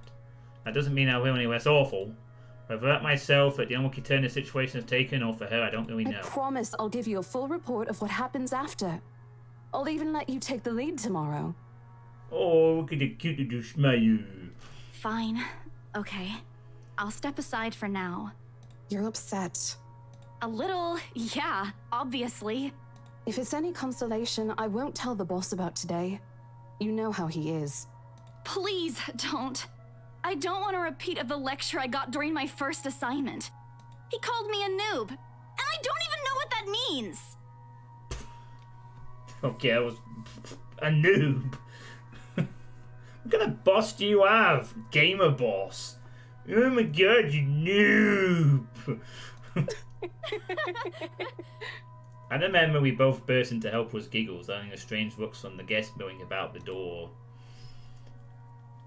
Talking and laughing like this, it's easy to forget any mishaps that happened. Little things you learn to appreciate, I guess. So, are we good? I'm still not okay with it, but I also has a point. It's been better for me to step out of this one for now. I won't be able to help you anyways if I keep getting distracted like this. Maybe I'll just take a walk outside or something while I wait for you to wrap things up. Please, just stay put. I insist. I'm not an invalid, Rose. You clearly have not seen how you looked earlier. It's not that bad. Color hasn't even returned to your cheeks yet. Just stay here, all right? Don't even think of going anywhere. Let me finish what I'm doing here, and then I'll take you back to Luxembourg myself to have that minor bump checked. At least wait for me to call someone who'll fetch you, okay? Okay. She's gone before I can voice one word of complaint. Left with nothing else to do, I find myself drifting back to the foyer. A few visitors linger in the area, some merely enjoying the afternoon sunlight streaming through the stained glass windows. Others can be seen admiring the priceless antiques decorating the room. One group of elderlies, gathered some ways across from me, is occupied in a friendly banter about which one would cost more to buy. A little argument here, and occasional laughter and teasing there. I smile to myself. The conversation reminds me of what I've been missing these past few months. Rose is probably right. I do need a break. Maybe this afternoon's hangout will help. Speaking of, I should call Ash. It's a few hours early from what I've told him, but he did ask for a call once I'm done. Besides, I don't have a ride back. He offered, so I might as well take it. Or bribe him into giving me one. Not that he'll ever upset the latter, personal conventions and all. Honestly, if there's something I find admirable in him, despite his tendency to annoy the hell out of me, it's that. Well, whatever way works, a free ride is still a free ride. There's Rose's offer too, but despite what she says, I know she'll be busy for the rest of the afternoon, especially without me assisting. Borrowing her for a favour as small as this is the last thing I want to do right now. A couple of minutes and a few prayers asking for a decent signal later, the call finally connects, and... Shit! Sup, I'm Ash from Deluxe City. Bad guys watch out, can't beat me. Looking for trouble? Better not lie. I'm a cool dude, pretty fly for an Asian guy. Sup, I'm Ash from Deluxe City. What? Shit, how loud is this thing even? Beat me. Looking for trouble? Better not A sharp lie. ringing fills the entire hall. dude, Fitz doesn't quiet to the cell. Soon enough, Dad's begin to turn and chase the souls, mine included. My eyes start around a small crowd, before zeroing in on a lone figure crouched behind the same group of old people checking out the decor moments ago. He was facing away from me, fumbling with something in his hands. But I don't need to see his face and know whose back it is. Oh, I'd recognize that dumb Parker anywhere. Without bothering to end the call, I marched towards him. After what happened today, I'm really not in the mood to deal with this. Of all the times to... Ashton Frey! Oh my goodness! Is she mad? What happens next is something I'll surely regret later for not having recorded. He jumps, lets out an undignified yelp followed by his phone slipping out from his grip. It bounces from one hand to the other in his poor attempt to catch it before ultimately falling flat with the floor with a sounding clack. Sound design's pretty good in this game, I'll give it that. I find I feel sorry for the phone and the floor, but it's not every day you get someone like Ash off guard and get a reaction. Damn his stupid detective senses. I'll take every ounce of victory I can get, no matter how small. Ha! An awkward pause passes between us. A blink. A I cough. He makes a face, and then in a too-quick motion he ducks and retrieves his abused gadget while a grin threatens to break out from my lips. He doesn't meet my eyes when he straightens, but a flush has crept up his neck and cheeks. In another universe where we haven't known each other for 5 years and suffering through his teasing isn't a day-to-day occurrence, chances are I'd find that adorable. Endearing, even. Unfortunately, this isn't that kind of world. The way things are, I'm already content to see him out of his obnoxiously calm and collected disposition. Hello to you too, scaredy cat. I could stand to be greeted like a normal person, you know. What? And miss that look on your face? No way.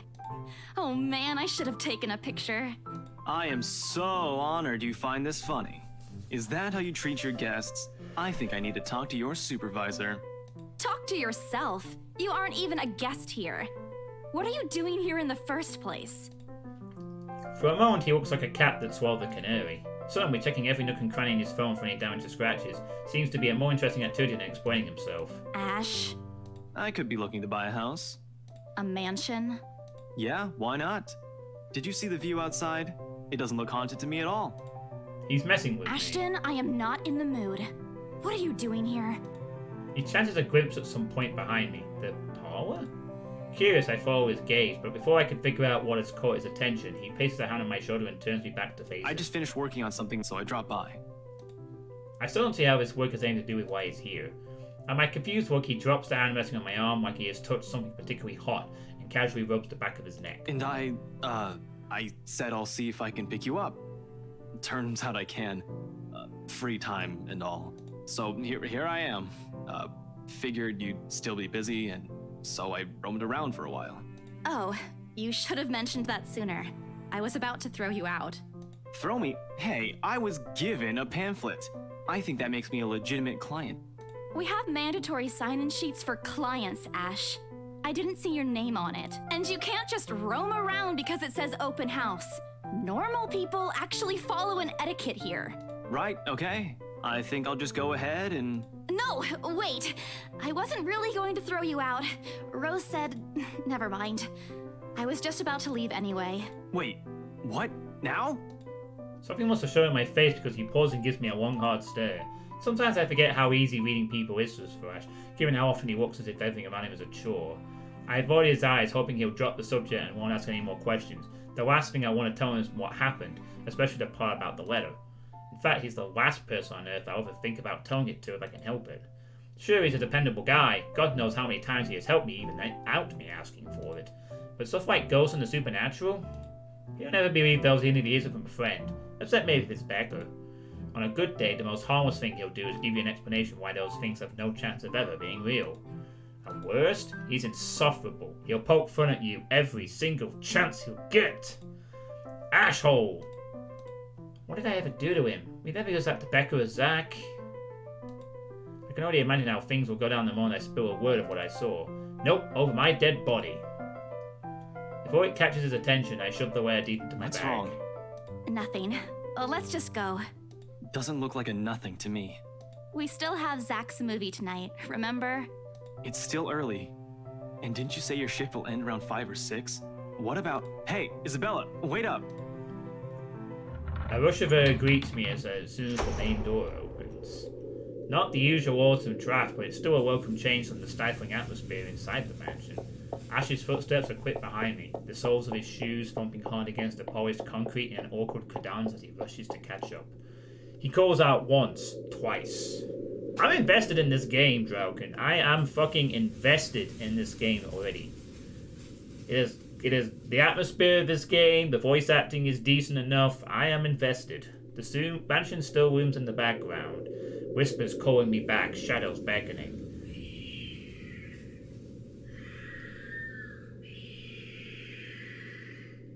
Ooh, spooky voice ASMR, here we go. I don't look back. We spend the ride back to Luxborn City in a relatively quiet manner, with only the radio's disjointed hum in the background to fill the silence. I hate everything. That's all I can associate this song with. I hate everything's channel. Occasionally, Ash will reach out to fiddle with it until the signal sails on it's on a respectable volume, but otherwise he doesn't say anything. Neither do I. However, if the furtive glances he's been sending my way as signs, I know there are things he's been itching to ask since we left the mansion. I keep my eyes trained on the passing scenery outside in the small hope that my disinterest will dissuade him. Here. All of a sudden, he tosses something at me from a small compartment on his side. It hits me clearly on the chin before I can make a move to catch it. The small package makes a soft whining on my lap instead. Sorry. The glare I send him wipes the smirk about to form clearly off his face. He clears his throat, focusing his eyes on the road again. I swear he did that on purpose. Ignoring him, I flip the half-forgotten package on my I lap. won't say no to free food, but why are you giving away cereal bars? Yang's energy bar. I always have one on my person, and you look like you're about to pass out back there. Have you eaten lunch yet? I don't even get a chance to the night because it's right on cue. My stomach rumbles wildly and an empty, gnawing feeling in my belly becomes noticeable. No surprise there, I did skip breakfast and lunch so I could catch Becca while she was on break. I was hoping to get a small meal after. I guess with everything going on, I just forgot until Ash mentioned it. It's not like the whole feeling's new to me, though. If anything, it's just one of the things I've gotten used to ignoring over the years growing up. Thanks, and I open the package and start nibbling on the edge of the bar. Apart from an acknowledging nod, Ash doesn't say anything after that small exchange. For that I'm thankful. After getting an earful from both Becca and Rose, it's nice to be able to just sit down with someone who's not going to nag at you. How'd the open house go? The usual. We got a bigger crowd than normal because of the property's fame, but really, no different from the typical open house. On second thought, it actually looks like a fancy party more than an open house. I've never felt so underdressed in my life. Weren't you there? I wasn't really listening. I should have asked someone to kick you out. No, you won't. And what makes you so sure? One, ever since you got assigned to this property, you've been freaking out about it. Rebecca's words, not mine. She's been complaining to me about how you talked your ears off, by the way. Two, despite your initial qualms about the place, you still took the job. Which brings us to three. It's been months since you last settled a deal, and you're short on money right now since you're back to your instant noodle diet. How do you even know about the last one? Rebecca. Anyhow, you're hellbent on selling the mansion. Even if someone you know personally is in the tour group, you aren't going to just kick them out. Every single person who went on your open house is still a prospective client to you. Even me. He's not entirely wrong. Oh man, I walked right into that one, didn't I? I hate you. I really hate you right now. His answer is a small laugh, the kind that screams, I'm right, I told you so. I hate it when he does that. I'll have you know that there's already someone who's extremely interested in this property. So even if you expressed any sort of interest in it, I don't think they'd be willing to let you have it. Too bad. Provided I didn't botch it with the rights. Ma'am Hannah in particular didn't look too pleased with what I did. I owe Rose a big apology. I hope she still likes free donuts. You don't seem too happy about it. I am happy. Doesn't this look like a happy face to you? Really? And here I was thinking you found another one stuffed in the sofa. Or is it the wardrobe this time? He meant that as a joke, but how close it is to the truth made my blood run cold and my own heart beat a heavy weight in my chest. All at once, the weight in my bag feels a whole lot heavier, burdened by my own guilt and apprehension. Yeah, well, things happened. Stuff the right couple might not be pleased about. No need to make a fuss about it. It's normal in the business. You made them angry? Not angry, just stuff happened. Like? Things. Did they do anything? Your clients, the rights, was it? I can't answer that. At least not without revealing everything that took place in the attic. What should I pick here, Drallkan, if you're still here?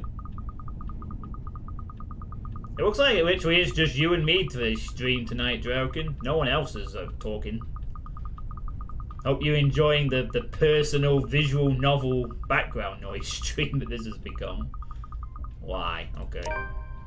I turned my eyes back to the passing view outside. Ashton did not like that. Apparently. We lied to him. We lied to someone who apparently is a detective or something. We don't actually know what the we don't actually know the profiles of anyone else yet, but we know all the main players. Hannah, right, Zach.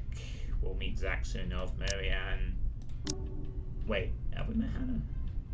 No. Oh, yes we have. Hannah, Marianne, the designer, Becca, Ashhole, and just meet, I guess, Luke as well. Well, Luke, right. So, we've met. Seriously, what happened? Maybe we've met. Get a hint? You're already assuming something happened. Negative relationship status, my ass. I'm not. It's what you said earlier, and that's why I'm asking. I guess it's just simply a case of... That's interesting. What are these bars here?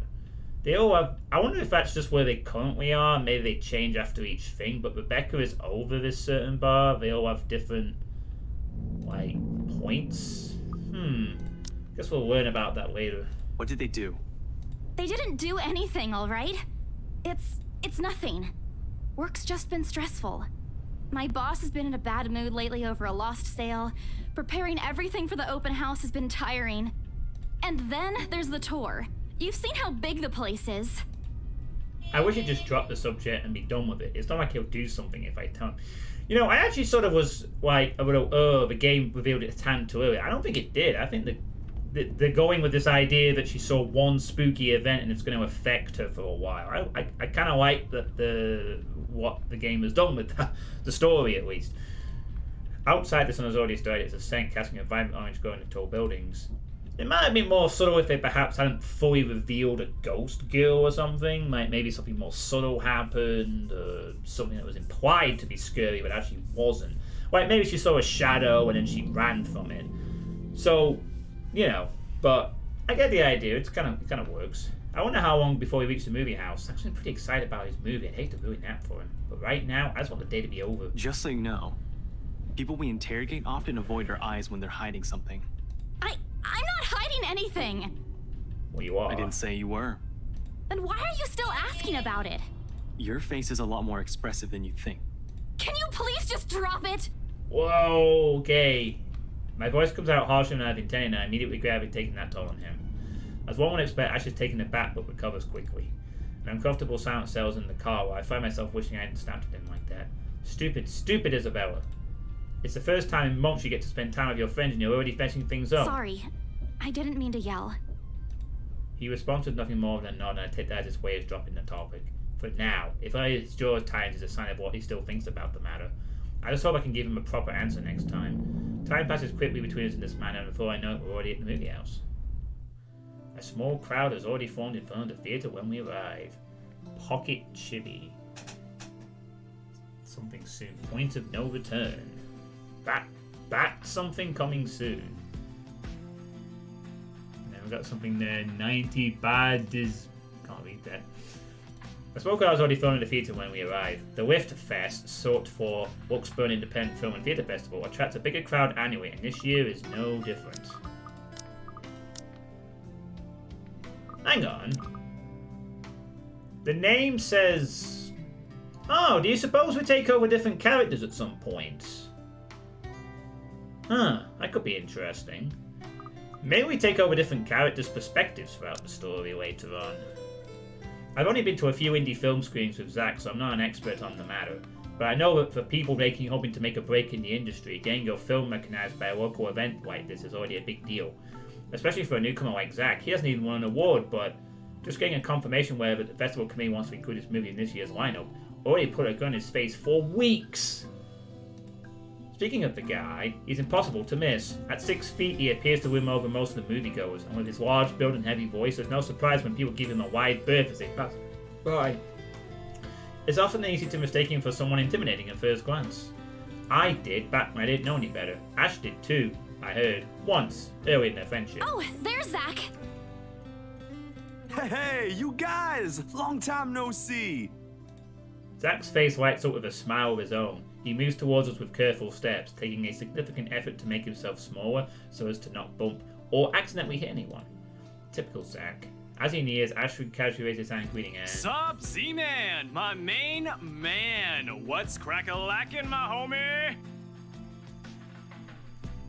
Sup, I'm extremely cringy.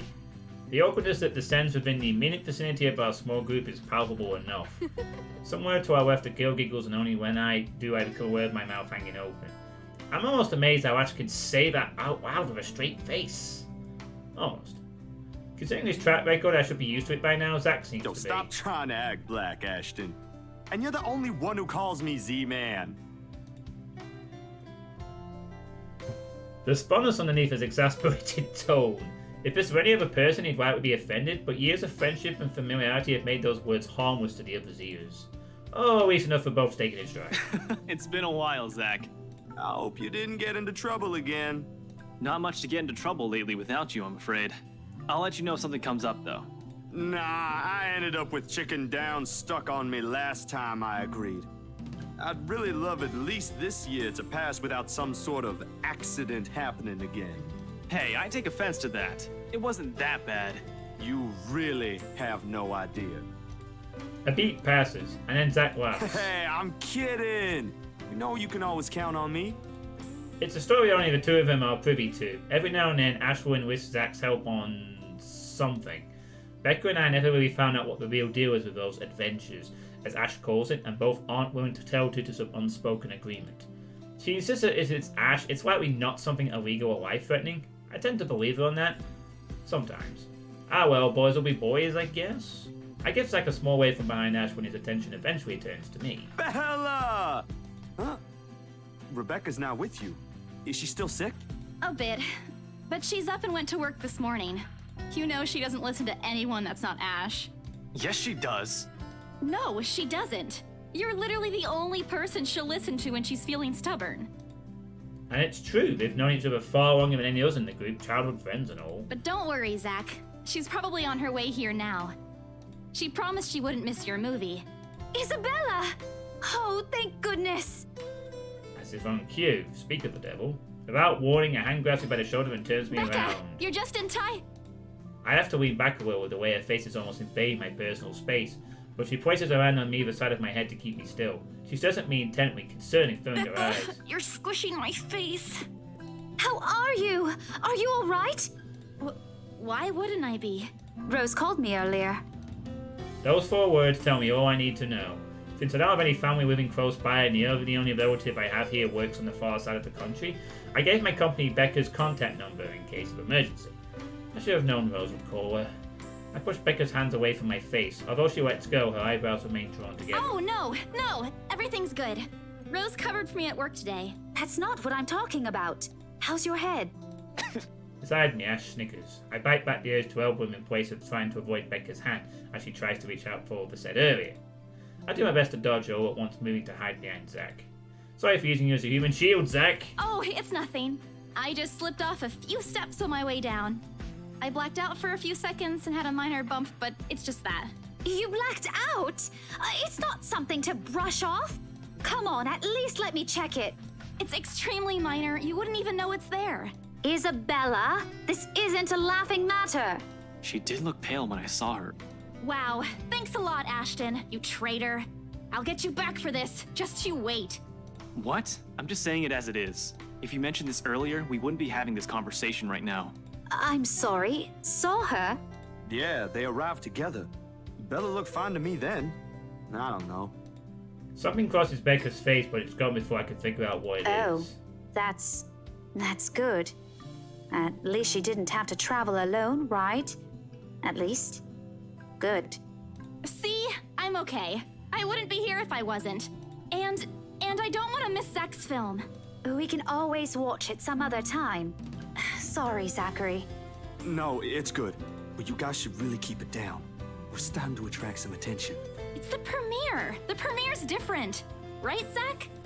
I shoot him a pleading look. Zach's a sensible guy. He'll understand. Please understand. Not really. But Rebecca has a point. In the end, I think it's your call. Oh, for heaven's sake. Please, Becca. I really don't want to miss it. You're not missing it. We're just moving it on a different day so we can have a... Look, you guys.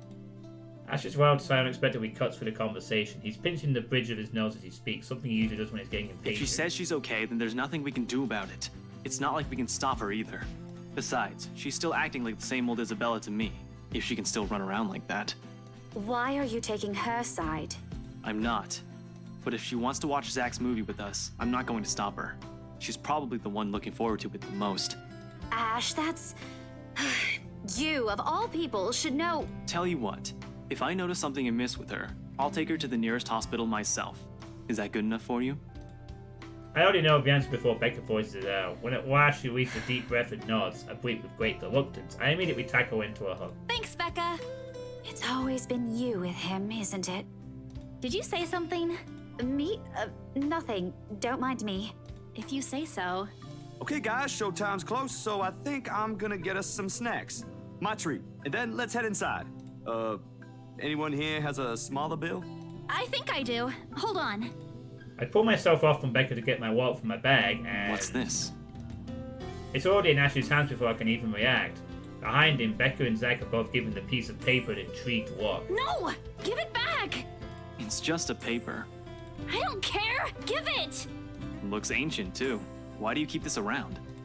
I try to reach for it, but he holds the paper way above his head. I've never been particularly sensitive about my own height, but right now I really wish I had that advantage. Don't open it! What's the big deal? It's not like it's a love letter. I don't see any reason to... Hold on a second. This is, isn't it? Even if it is, it's not for you. Okay. Now I'm curious. I'm telling you, it's nothing like that. It's... The rest of my words are lost when he unfolds the paper. Achievement unlocked, too early for Halloween. I can't breathe. My heart feels stuck in my throat, pounding, threatening to burst out. Vaguely, I know how my hands are trembling at my sides. Clasping them together doesn't do any good. They are still shaking, but I hang on to them regardless. The awful sick weight that has taken its core in my stomach back in the open house returns full force. How do I fix this? How do I fix this? How do I fix this? Someone, please. Today's turning out to be a horrible nightmare. Send this to 5 people or else. Well, that's interesting. Guys, I think we should listen to Bella first. Aren't you a few days early for Halloween? Ash waves the paper in front of me, giving me a fleeting glimpse of its contents. So, by this point, she's now showing it to 6 people, so I guess she's achieved the letter's task at this point. I don't need to see, I don't want to see. The letters, the words, every stroke burning blood is already embedded in my mind. Maybe I should have just thrown it away when I had the chance. That way, that way. It's not a prank. It makes all of them stop, even if I am surprised about studying my What did you say? This isn't a prank! I saw something! Hold on. Are we still talking about this paper? Or is it about the urban legend again? Both. I know it sounds ridiculous. You're saying this is a primitive version of a chain letter, and now that we've seen it, we're now cursed. You've got to be kidding me. See? This is why I didn't want to tell you guys. Isabella, aren't you taking this a bit too far? It's not a joke! Will you guys listen to me first? I saw something in the house earlier. It stood right in front of me. If I hadn't gotten away, that thing might have... Right. And in broad daylight, Isabella. Even someone gullible would find the logic in that screwed up. There's also no way in hell that this supernatural shit is true. But it's real! What do you think I saw? A hallucination? A delusion? Didn't you say you fell down some stairs? So maybe Rebecca's right. It happened after, when I was trying to get away. I almost got stuck in the same room with that thing. We're all in danger. I thought you were my friends. Why don't you believe me? We are, and you know that. But this thing and that thing has got nothing to do with the other. When Rose called earlier, I thought she's just exaggerating. But based on what I'm seeing right now, maybe it's better if we really postpone this for now. Don't bother. Without another word, I snatched the word out of Ash's hand and stuffed it back in my bag with more force than necessary. I'm tired, I got cursed, saw a ghost, probably lost a sale, got kicked out of the open house I'm supposed to be hosting. My own friends won't believe me and all of them think I'm crazy. To top it all off, there's a dull ache at the back of my head begging for a little attention. I can't afford to give right now. Honestly, there's only so much a person can take within a single day. I just want to go home, curl up in my bed, and never think about today. But before I can take a single step away from the group... Zach rarely ever raises his voice, even when there's a point he wants to drive home. And hearing him take on that tone completely throws me off. Even Ash and Becca. Whatever harsh words yet to come out from the argument immediately die on our tongues. Why don't we all calm down first? I'm sure Isabella has her reasons too. No need to be hard on her. And hey, ain't this supposed to be a happy get-together? We haven't seen each other for months. I'd really love to know what y'all have been up to. I only ever get to talk to Bella over chat. Please. He has a point. Ash, for all his attempts to look cool and distant, has also been looking forward to this. He even took the time to call this morning for a reminder. He never does that. Becca, too. I'm pretty sure that's another reason why she got out of bed today. Yet, despite Zach's attempts to line things up, or Ash's and Becca's acquiescing gestures, the tightness in my chest remains. I should have kept it to myself, or at least went with the idea that it's a prank. If I did, things might not have turned out the way they had. No sour mood, no bad vibes. Careless, so careless. Maybe leaving is the better decision for all of us? Oh no, what should I choose now? Should I just go home and cast the day off, or should I stay for the movie? What do I do? Maybe if I stay for the movie, there'll be a stay for the movie. Okay, man. Any other day, I'd excuse myself and go straight home. Oh, we got positives with Zach and Ashton. But Rebecca didn't like that. But this is something special to Zach. Something he worked so hard to bring to life. I couldn't know better. I might be having a bad day, but being with the few people I care about far outweighs the idea of spending the rest of the day throwing a tantrum alone in my room. And what if the thing in the attic follows me home? I don't want to be left with my thoughts either. I can still see it whenever I close my eyes. Maybe, if I stay, when our heads cool down first before telling them what happened, they'll listen to me? There's nothing you can't solve with a calm head. One step at a time, Isabella. That's what Mama used to tell me. Besides, I don't have the heart to ditch Zach. A smile was back on my face when I looked back. If we keep arguing here, we're going to miss the first few minutes. All right, that's the Isabella I know. Oh, good. I thought for sure you were going to cry. This time I really do send an elbow straight to his stomach. Stupid Ash, being vertically challenged has its perks too. What was that for? Stop calling me a crybaby! I'm not one! Aw, don't cry. Stop it! Okay, scaredy cat then. That too! If you repeat that, I swear I'll... Let's just go. Without another word, Becca goes inside. She doesn't even stop to wait for us when I call after her. Ash and I exchange looks at that, the same question likely swimming inside our minds. Did something happen at school after I left? Is she having a bad day too? I'll try asking about it later, I guess. So, you guys go catch up with her. I'll go get us the food I promised. But you'll miss it! Didn't you say watching a movie without food ain't fun? And it ain't like I haven't seen it. I made it, remember? I'll be in there soon. One family tap on my shoulder and he's gone. A few moviegoers are still milling about. Some are still waiting in line for tickets, but otherwise most of the crowd are already inside. There's nothing much for us to do here now. Not a word of protest comes from me when Ash gestures for the two of us to head inside. And then? Are you sure it wasn't one of the cleaning crews? Absolutely sure. Somehow, halfway through the movie, the conversation steered towards what happened in the mansion. To be fair, Zach was the one who brought it up again, in his own movie's premiere! Now the films are serving as a background noise while we're speaking in hushed tones, careful not to disturb anyone inside the small hall. Well, except for Ash. I just hope we don't end up arguing about it again. We all get kicked out, that's for sure. But with how loud Ash's voice is, we'll probably get thrown out way before any argument happens. Only Becca still remains engrossed in the movie, completely ignoring us. She's been quiet the whole evening, speaking only when referred to. Actually, I didn't know any better. I think we did something that offended her. Did we? And then I ran. You heard what happened after. I still think it's something else. It was standing right in front of me, Ash. He's one of the smartest people I know, but geez, he should learn to listen. Plus, he didn't say he doesn't believe in these things. Why is he in this conversation again? I heard what you said, but it's a small room. There are a lot of things someone else could have done there without your knowledge. If I could see it up close, maybe I can... I am not going back there. Ain't that a problem if you're hosting an open house? Rose does the first floor tour. I ain't sure ghosts can be restricted to one room, Bella. There are no ghosts, Zach. Stop putting useless ideas in her head. Yeah, but I was thinking, maybe all the house needs is a blessing. Wasn't it left uninhabited for years? Oh, the house did change hands over the years from one distant relative of the Ermengarde to another. None of them bothered to live in it, though, and it remained that way up until its current owners decided to sell it. Why didn't I think of that? I didn't peg you as the religious type, Zach. Nothing like that, Ash. Who knows, though? It might bring something positive to the place. That's not a bad idea. I just don't know where I could find someone. You're not seriously considering his suggestion, are you? Do you have a better idea? I know where. I could contact him for you if you want. You'd do that? Or we can find you a psychologist instead. There are very few times in my life when I wish my glowers can kill. This is one of those. Ash, that is not a very appropriate thing to say right now. No, wait, that's not what I meant. Ethnographer. I meant ethnographer. This guy's a psychologist too, of course, if you... Ashton, if you don't stop... Rebecca knows the guy I'm talking about too. She can vouch for him. Becca turns her eyes away from the screen at the mention of her name. Huh? What? Oh, are you talking about Professor Andrew? He used to work with my parents at the university. And can you guys keep it down? Sorry, the scaredy cat here mentioned curses. Not that I'm saying this is one, but talking to him is a better solution for me than getting a random priest to bless an old house. He'll even help you figure things out, teach you a couple things, and probably put your fears to rest since this looks to be bothering you a lot. Ash might be right too. However, what Zach suggested is something I'm more familiar with. Granted, they don't believe me. They're only giving me these suggestions to put my mind at ease, but it's better than being ignored or being laughed at. I can take comfort in knowing that they are willing to hear me out.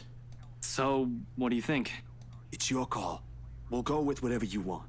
I don't know. Who should I meet? Oh man, I would probably be inclined to go more with the professor, but what do you think, Drallkan? Have you played this, by the way, Drallkan, at all? Have you gone through this? Not. Just curious.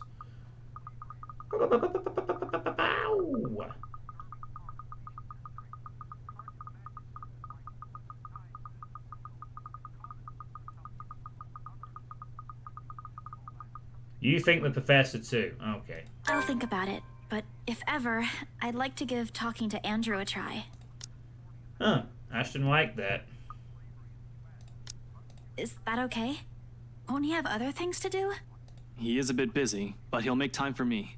He's my go-to person when I'm stuck in something. Have you played this Drallkan at all yourself? He won't mind if I bring a friend with me this time. If you're sure. I guess that settles it then. Guys, I said keep it down. You keep insisting that we still watch it, yet you're not even paying attention yourselves. I said, have you played this yourself? It ain't a big deal, Rebecca. I'm the one who broached the subject in the first place. It's still your film, Zachary.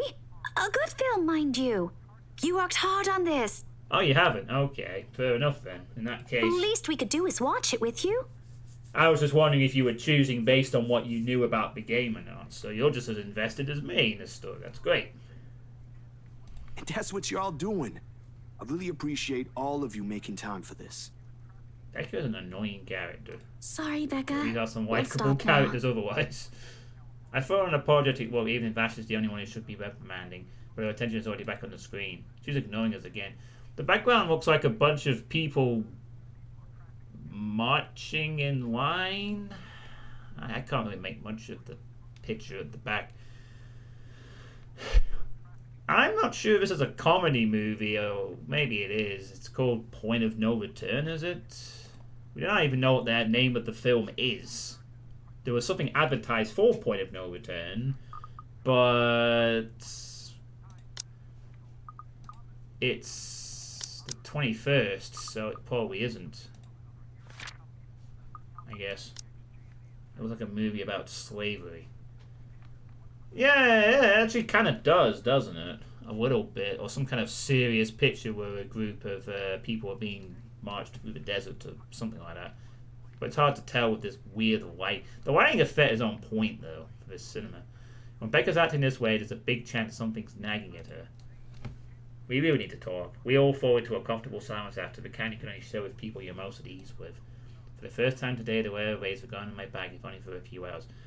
So she's now shown it to 6 people.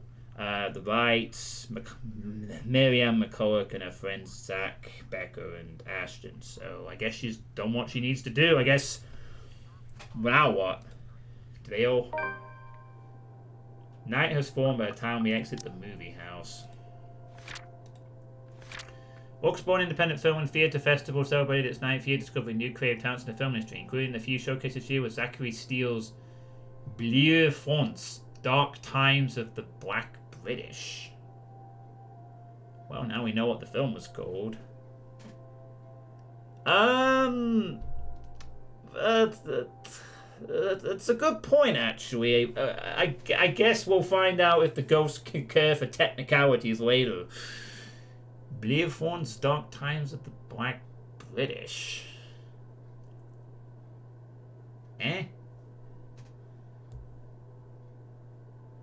Is that like something to do with French regions or something? Or, I have no idea. Isabel Santos, Ashton Frame, and Becca Gales were almost seen among the crowd for its premiere. Alright. I guess Point of No Return is some other movie. graffiti with it. Pocket Chitty. I'm gonna guess that's another game they did. Despite the late hour, the streets are still bustling full of people. Those about to head home as well as set to meet someone, even those simply wandering about. Walking in a sea of unfamiliar souls, it strikes me how easy it is for one to get lost in a city as nondescript as looks born. I was afraid too, at one point back when I was new and just set foot in this place. Now with familiar faces walking with me, it feels a little like home. Zach and Ash bid us goodbye shortly before Becca and I crossed the other side of the street. The former claiming he's got a few freelance jobs to take up before the day ends. And Ash? Who knows, he never tells. Sometimes he'll just randomly appear at your doorstep looking for a place to crash. I suppose technically if that's the case, Drallkan, then she hasn't shown it to anyone. The first trio saw it when it was accidentally randomly deposited among a series of papers, and our friends took it off her by force. So if it's really, really technical, no one's been shown it, but 6 new people now have to find 5 more people. Hey, look, looks like Discord logo in the right-hand side there, but not quite the same. Or Spotify. Well, not Spotify, it looks a bit like Discord or Audible? No, what's that fucking audio program called? The one that, I forgot the name of that program. Audacity, that's it. Sometimes he'll just randomly appear at your doorstep looking for a place to crash. He does that to Zach a lot, much to Lars' frustration. But he's a busy guy too, despite the wait back early. Thanks for today, everyone! No problem, Zach. I'm sorry for what happened earlier. Help me. Huh?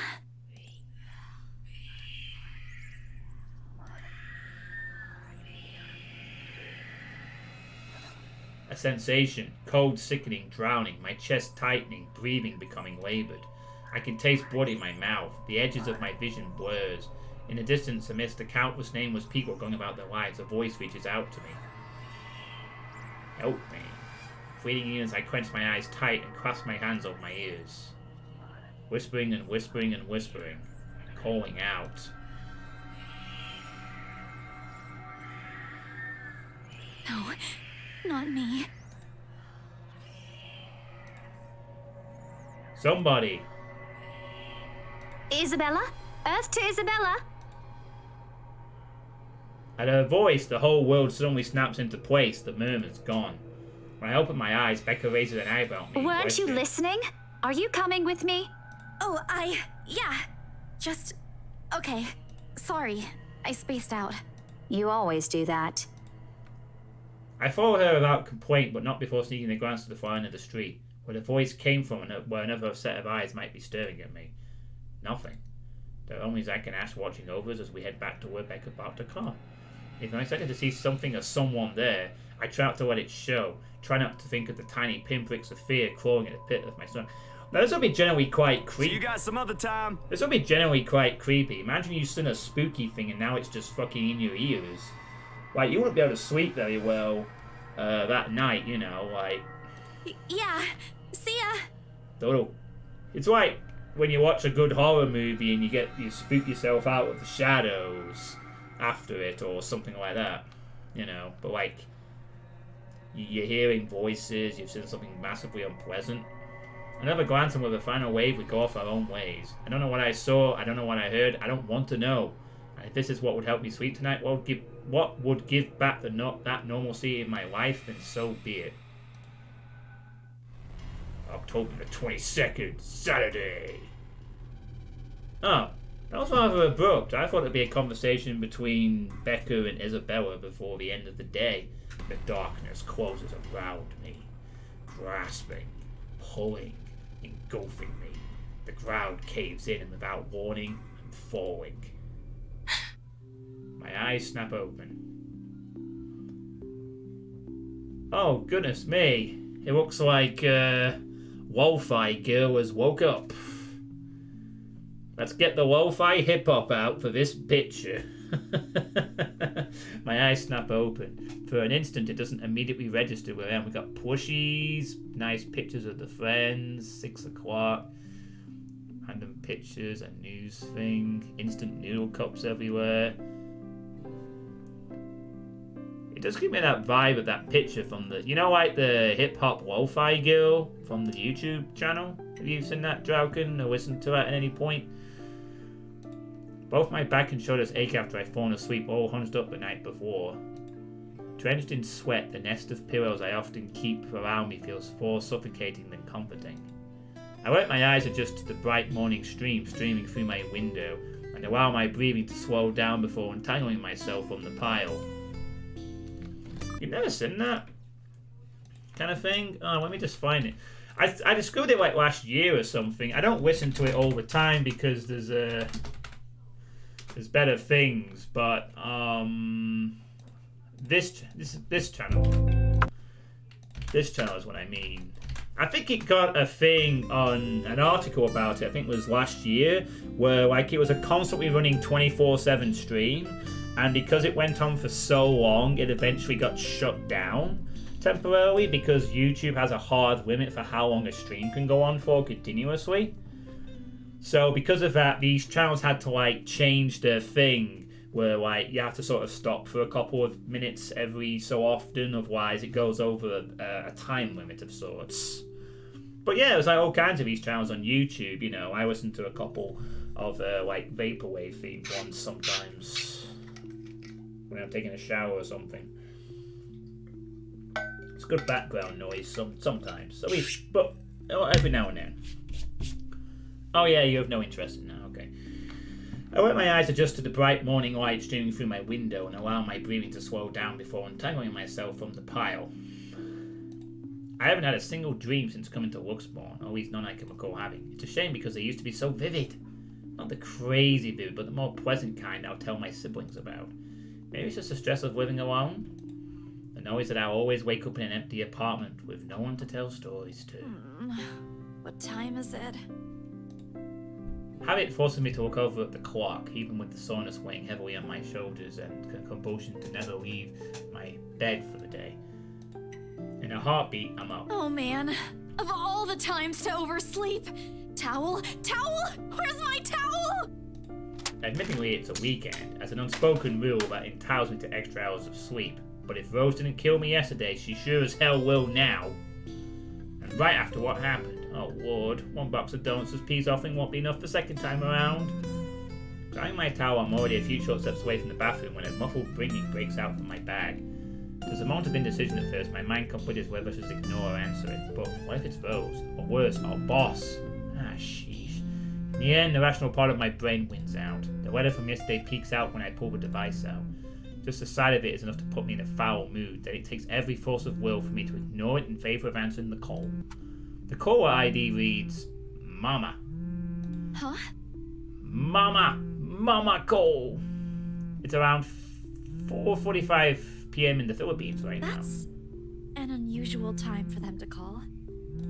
Usually it's around noontime here, and I'm the one calling, not the other way around. Better for them to use that money on something else than an international call. Regardless, in the most cheerful tone I can gather. Hello? Hello? Grace? How are you? Mama! I'm doing okay. How are you guys over there? We're good. EJ won a storytelling contest at school the other week. Brought home a medal. I thought you should know. There's a tired lilt in her voice as she speaks. It's been there since Papa had to leave his job. I wish there's something I could do for her. But from miles away like this, the least I'm able to do is not make her worry. If only my elder brother would actually lend her a hand. But Lord knows if that'll ever happen. Odds are Kuya Jordan's already drinking right now. Again. I can't count my elder sister either, knowing she has a family of her own. And, well... Ate Anne's financial situation isn't exactly great right now, having run herself knee-deep in debt. Great! That's great! Tell him congratulations from me. And let him know I'm gonna send him a little something extra this Christmas. How about Nico? Karen? Michael? I hope they're okay? They're doing well. They wanted to talk to you, but they're all busy with school. Oh no, that's fine. I don't want to bother them. Just tell them to keep doing their best for me. I'll just call back when I know they're not busy. And Papa? How's Papa doing? It's a subject I'm a bit hesitant to broach. From the way Mama's voice hitches, she doesn't want to bring it up either. Papa... Grace, he's having a little difficulty right now. Weak appetite, he's having trouble swallowing, and lost a few pounds. but the doctor said we should keep encouraging him. It just means his body's accepting his new treatment well. The money you sent last time helped a lot to pay for it, by the way. Oh, I see. That's good. I won't deny that life has gotten tougher for our family. It used to be easy back when Papa was in good shape, but ever since he was diagnosed with a sickness 5 years ago, he had been unable to provide for us. Now the burden of feeding 8 mouths and settling Papa's bills all rests on my shoulders. Although Mama makes a little, accepting sewing and laundry jobs in our neighborhood, it's scarcely enough to cover the cost of day-to-day living, let alone the bloating hospital bills. We can't even expect help from our own government because the health insurance there barely covers anything. I'm sure he'll get better soon. Is he well enough to talk? Do you think I'll be able to speak to him, Ma? Dang, Isabella is under a lot of pressure, it would seem. Poor girl. Silence. I start to think that the call got cut until... Listen, Grace. Maybe it's better if we transfer Papa to a different hospital. Somewhere cheaper? What? Why? Did something happen? Is it the deposit issue again? Give me the hospital's number. I'll talk to them. No, it's nothing bad. The service here is good. Too good. Even the doctors. But I'm worried you're working yourself to the ground because of it. Mama, we've been through this before. I want the best for Papa. And don't worry about the bills or the medicine, or me for that matter. I can handle myself. Everything's going well here. In fact, we're about to close a large sale. Hopefully. If not, then I'll find another way. She doesn't need to know that. Sorry, Mama. You taught me not to lie yet. Look what I'm doing. I'll have money to send over soon to cover the rest of Papa's treatment. And there's more than enough for Karen, Nico, Michael, and EJ's school tuition, too. Thank you so much, dear. I appreciate it. We all do. But I just wish you'd come home to us soon. Ah. Kwanon Katue? When are you coming home? EJ, the youngest, used to be the only person asking me that. How do you respond to a question you don't have a definite answer to? 5 years later and I still can't give him a straight one. I smile though Mama can't see it. I fight to keep my lips from quivering, my voice from shaking. She's going off on a play as it is. No need to weigh it down with unnecessary concerns. Promise me you'll be there to welcome me when I do, okay? Of course. I'm sorry, Grace. I need to take this for a while.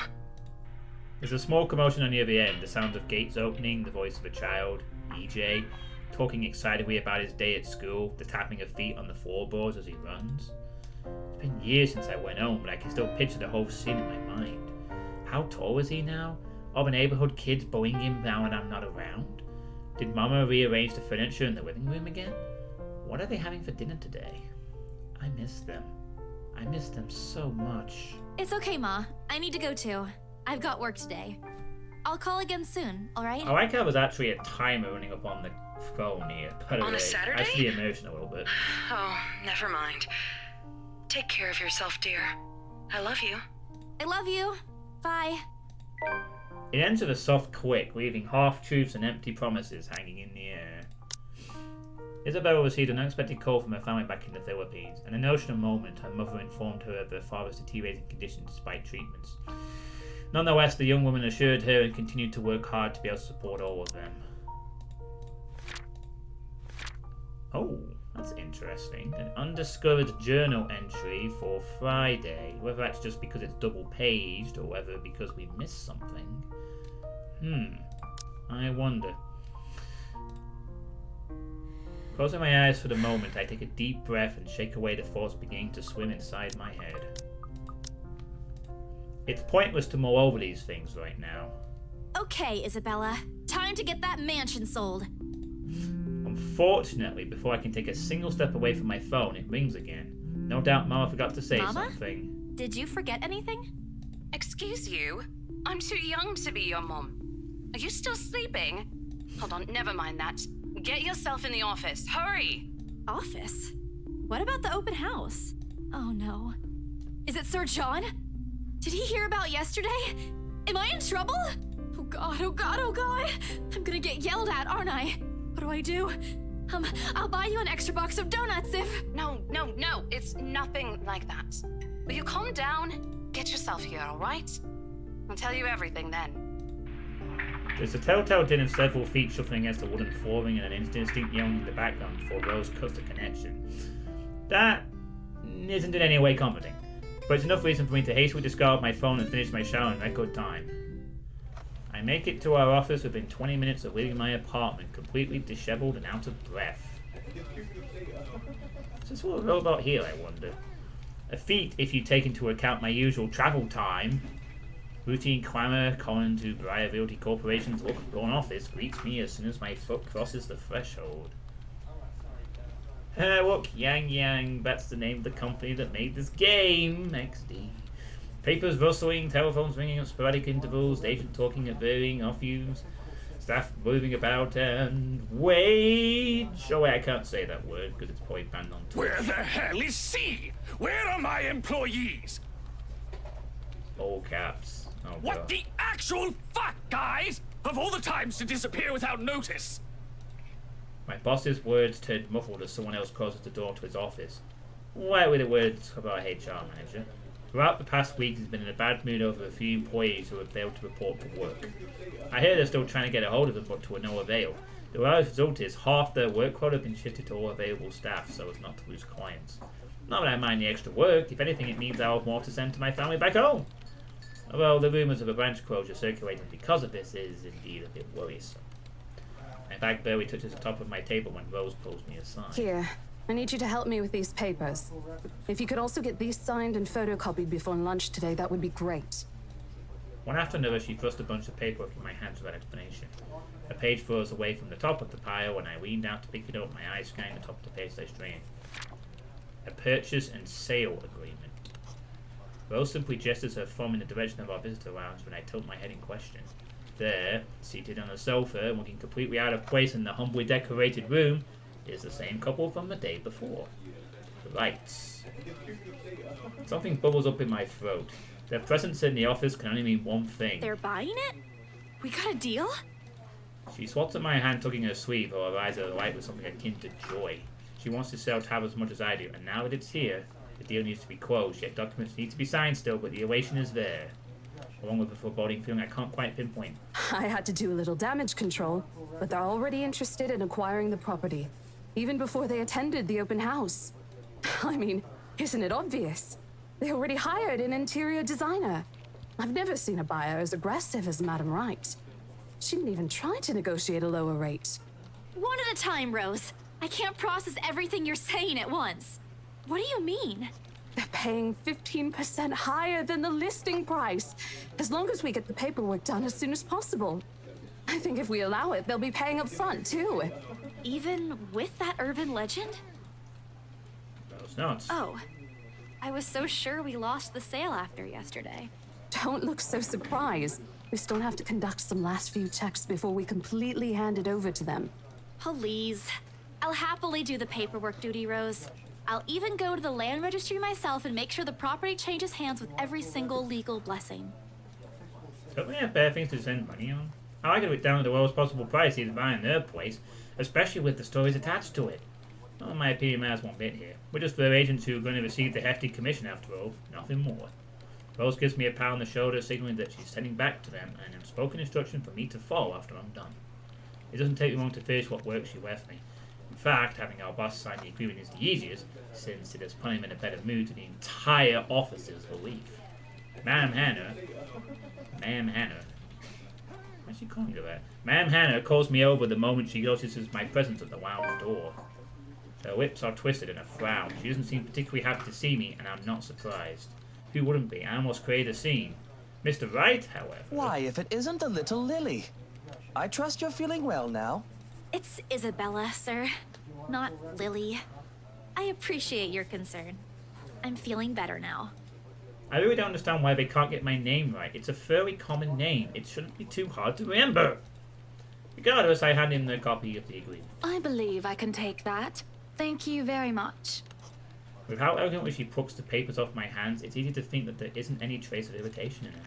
But it is there, radiating in her stiff stance, in the way she's standing at a fair distance from her husband, and how the two look to be ignoring each other. Seeing this scene, it soon becomes clear to me that I'm not the one who has put her in a bad mood. Did they fight?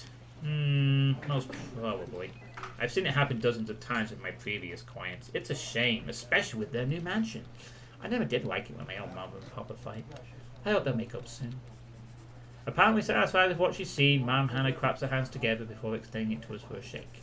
Rose and I release the breath we've been holding, both of us more than happy to return the gesture. That settles it then? Are you really sure about this property, ma'am? Shut up, Isabella, We you're could gonna... easily find you a bigger one among our current listings. Something with a modern touch? Something not haunted, perhaps? Boo shoots me a warning glance as he says, don't make a scene, we're almost there. Of course, why wouldn't I be? The house is absolutely perfect, isn't it, darling? A helipad would still be a nice addition. Yes, well, we'll get there eventually, love. As I was saying, if your partner had the documents yesterday, we would have bought it right there immediately. Shame she didn't have it. Well, there's still a few necessary documents we need you to sign after, but we'll let you know once we have those finalized. We'll be handling the process for the rest, so don't worry about it, ma'am. Within a week, I hope. We still have a housewarming party to plan after all. You know how much thought to be put into those things. Oh, they're gonna have absolutely a lot of fun with this house. Oh, darling, what is this taunted girl doing in my parlor? She looks awfully underdressed for the occasion. And what is all this about, helping her out? We're not a charity, you know. There are servants for that, darling.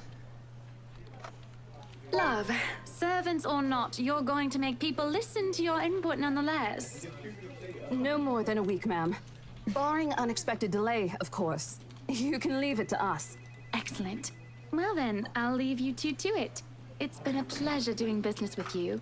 Oh, and before we forget... She discreetly throws something into both our hands and winks, a finger raised to her lips. Oh no. She's invited us to the housewarming party, hasn't she? Demanding our What silence. happened the day before was quite unfortunate. But you did get us what we wanted in the end. Whoa, wait a minute. That's an English note. That, at the very least, is commendable. But this is... Ma'am, I can't accept this. Don't you worry, darling. It's a small thing coming from us.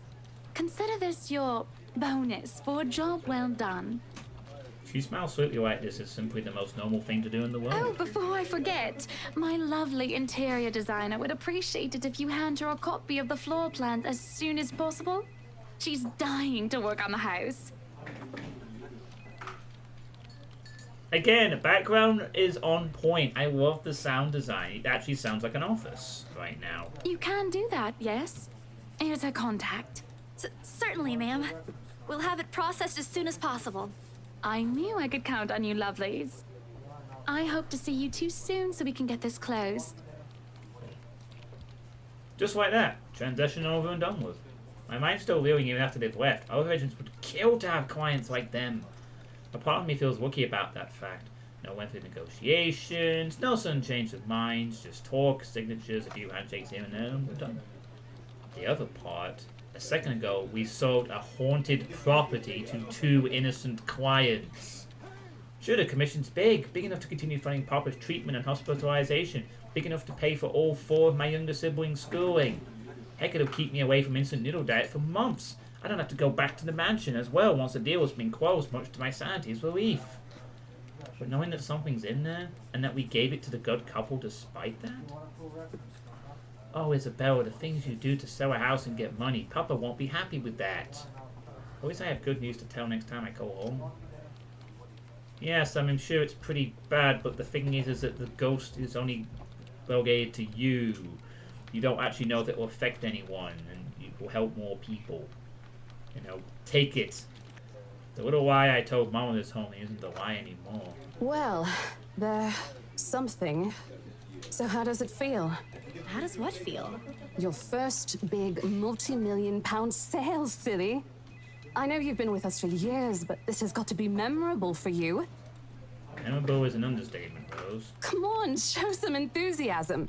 They gave us a bonus, too. Aside from the commission and the other bonus boss promised. What are you gonna do with it? I don't know. Send it home, probably? Sounds like a good plan to me. All of it? Not everything, of course. Most of it. I'll leave some for my living expenses. Listen here, Isabella. I'll teach you something I should have told you before we ended your training. What's wrong with that? She's looking after her family. She's got to look after 8 people, and some of them are lazy fuckers. She swings an arm over my shoulders and leans in closer to my ear as though she's about to share a big secret. It's okay to celebrate from time to time. Yeah, I guess you're right. I don't get it. It's simple. Go out, do something for yourself. Throw a party and treat your friends to free food. Hint, hint. Didn't you say the last one's some sort of tradition back at home for you? Hello, this is practically a done deal. Isn't throwing a party a bit excessive? Your call. I won't say no to an invitation, by the way, in case you really are planning to throw one. A few drinks would be nice too, thank you very much. I don't think my apartment's big enough for that. You could always move? Bloody hell, you're working in real estate. I think I'll pass. That's too much of an unnecessary expense for me. But I did promise Becca free lunch in case the sale goes well. You go do that. Hold on a sec. She quickly removes herself from me to answer the phone on her desk. Her tone shifts from playful to professional in the span of a few seconds. Today? Not a problem, ma'am. I could bring you a copy of the contract if... Must be another client. Nothing surprising there. She's one of BRC's top agents, no matter how much she appears. A saleswoman through and through. I, on the other hand, have very little knack for it. Of course, I learned eventually. I had to. But someone else will, without a doubt, do a better job. Once, though, in a drunken stupor, Rose told me a story of what could have been. Years ago, wide-eyed, young, and brimming with yet-to-be-fulfilled dreams and ambitions, she was a term or two away from a nursing degree. Out of courtesy, I never pressed on the matter further. But perhaps it's where the sense of fondness started.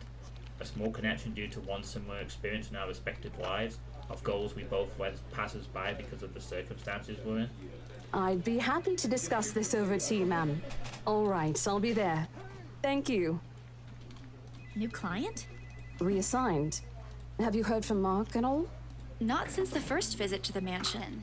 Why? No news from the HR yet? None at all. Boss thinks he ran away. I doubt it, though. He's too much of a wimp for that. There must be another reason. Who knows? Anyway, I've got to meet this one. I'll see you later. She throws a wave over her shoulder as she rushes out of the office. Lunchtime bells sound shortly after, followed by the chatter of fellow agents also running out for a much-needed break.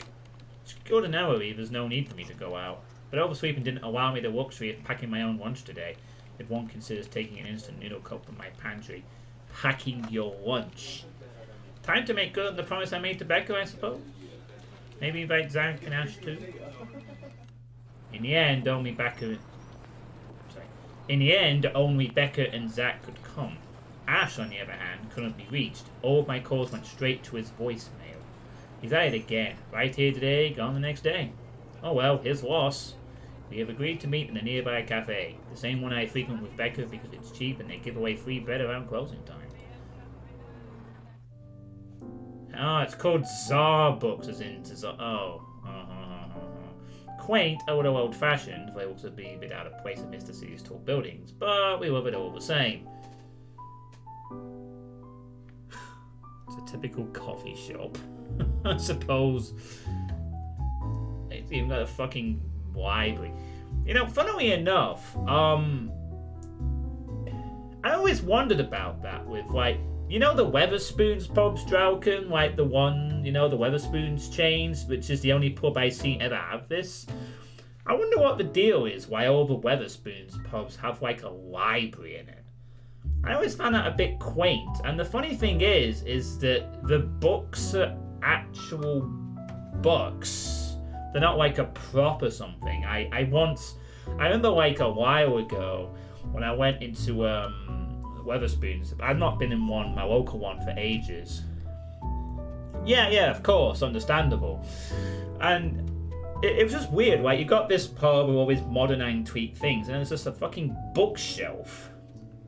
So, like, one time, I distinctly remember, while I was waiting for a drink or something, I just happened to pick up one of the books, because we were, like here, you parked near it. And I actually took a look and I was like, oh, this will be a decoration. So like, no, you can actually read the book. You could actually have read a Charles Dickens or something like that. I can understand that in like a place like this, but why in a pub, I wonder. I wonder why they kept it. Does anyone actually read them? Is that what's going to happen with some things in the future? They're just going to be, like, decoration and not actually read?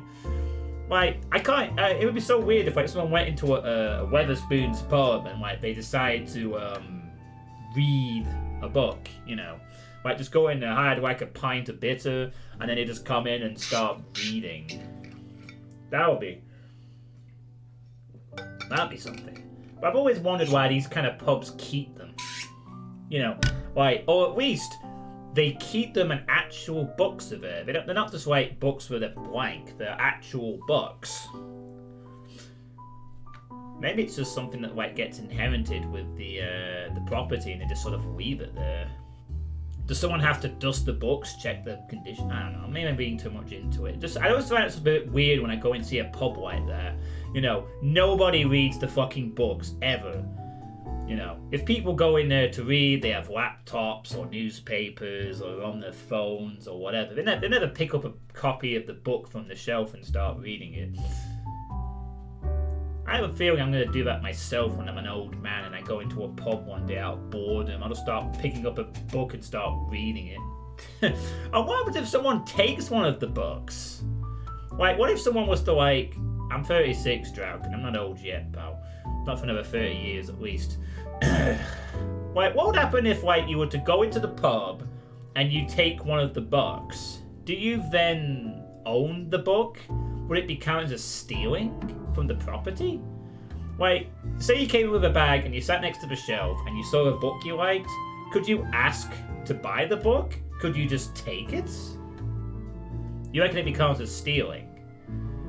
Yeah, I suppose it would, but then, like, you know, one day I might actually ask someone that if one of these places, if I ever go back to somewhere like that, I might go up to the bar staff and say, excuse me, I'd like to buy your book. Like, I might just go to the library section, look around, find a book I'm curious of reading. So can I just, like, have this book or something? Could I come in and rent the book? Could I loan the book?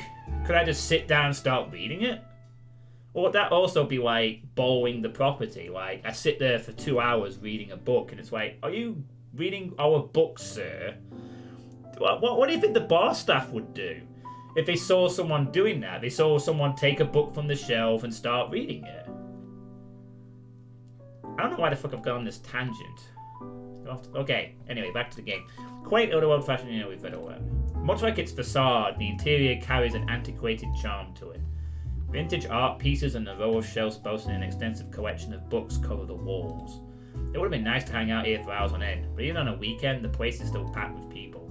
Thankfully, Becca and Zach have already found seats and are engaged in some casual chatter when I arrive. It's strange seeing the two of them without Ash accompanying the other. They've never been particularly close. Sure, they talk when they meet, laugh at the same things when there's something funny, but there's distance. The kind born purely out of differing interests. Yeah, I know that. I know that feeling. Trust me, I don't think anyone has the same interest as me, except you. Probably. That or Zach's simply afraid of Becca. It's not impossible, and I won't blame him if he is. He might be the tallest in our group, but everyone knows it means nothing against Becca's temper. Even I'm a little scared of her. Zach! Becca! Well, you seem to be in a better mood today. What happened? I know that smile, Belle. Come on, still. Don't rush me. Let's order food first, okay? A waitress comes by to take our order. On a normal day, me and Becca will order a hearty serving of their special vegetarian stovies. So that takes anything with a good helping of meat, sausages, or potatoes in it. But today's a good day, great even. It's not wrong to indulge a little, right? Yes. Today's special. For the three of us. Even the person jotting down our order looks surprised at today's meal's choice. She writes it nevertheless and leaves without a comment. Becca furrows her eyebrows, her mouth halfway open, ready to let loose what's likely a string of reprimands. Don't worry. It's my treat. The glare she sends my way reminds me of the one I received from Mama when I punched a kid bullying my younger brother 18 years ago. Naturally, I never did it again after she made me apologize the next day. But Becca's far from being my mum. A small sheepish grin is enough to turn that frown to a defeated sigh. Food arrives in the middle of a funny story from Zach, putting the rest of the conversation on hold as we are each served our order. It isn't anything fancy. Pan-roasted sea bass, with citrus, dressed asparagus, and a portion of mashed potatoes on the side. Well, at least that's what the Daily Specials board says. I guess it looks okay. Would you eat that, Drallkan? I mean, it looks alright. I don't think I would particularly order this, though. I don't really do the asparagus. I mean, it'd just be like vegetables are kind of like background for me when it comes to these meals. I don't mind them, but it's not like I'd go out my way and say, yes, I wish for some asparagus, please. I never did pay any attention to it whenever I come here, since they price whatever's written way above what I'm willing to spend on food in a single day. Oh, good. I'm so hungry, I think I'm dying. You're always hungry. Hey, not all the time. Let me guess. You skipped breakfast again. Not on purpose. I may have overslept by a few seconds today. Right then. Stop stalling, Isabella. What's this about? Let us say it, Rebecca. She wouldn't be inviting us out if it wasn't worth hearing out. Well, we're waiting. I'm treating you guys to a once-in-a-century thing. An expectant grin breaks out on my face, except... I'm sorry, say that again. And this is important because... Becca only raised it out about me while Zach appears like he didn't get the punchline to another lame joke Ash made, and he's desperately searching for someone to explain it. Oh, bummer. Maybe I should rephrase it. Ash is not here, so we should celebrate. I think we should probably go for the top option here. What do you think, Drallkan? I should call these the Drallkan streams. It's almost like a personal stream to you, Drallkan. It's just you and me watching this game and nobody else. I'm just taking up valuable Twitch time and server bandwidth for this project. I'm tempted to go for the top option myself because it doesn't sound like we should be snidey towards Ash in any way, particularly around Becca who probably fancies him or some shit. You want to go for the bottom option? Okay. Ash is not here, so we should celebrate. Okay, let me do that again. We should celebrate because Ash Hole is totally missing out on my first treat ever. I'm sure Ash has his reasons. Yeah, they didn't like that. What have you made me do, Drallkan? I wanted to pick the other option. He hasn't even apologized for calling me a scaredy cat yesterday. A half-eyed complaint without any meaning to it doesn't more have had the little malice agent to it. After all the times he's called me a scaredy cat, the word itself has completely lost its meaning. Imagine that. There's disappointment, of course, in knowing he's off who knows where while we're having fun here. Sheesh, don't just disappear off the face of the planet without telling anyone. You aren't really upset about that, are you? No, not really. But it's his loss for missing this once-in-a-century event. He did seem to be in a hurry when we parted last night after the movie. Said he got a big lead on his case. We never had the chance to talk much yesterday. But you know how he is about his work. Everything except his unholy love for bad puns is a secret. He never mentioned those to me. I ain't surprised. He's more tight-lipped with this one. Something about it being bigger than what they usually let him handle. Don't worry, Becca. I'll make him talk. It's not necessary. He'll talk when he wants. And if what Zach says is true, it's better if we keep our noses out of this. His job isn't exactly a walk in the park. We'll only get in the way if we pester him about it. Well, he better treat us to something other than ice cream once he solves that one. That's Scrooge. But that's not really why you asked us out, right?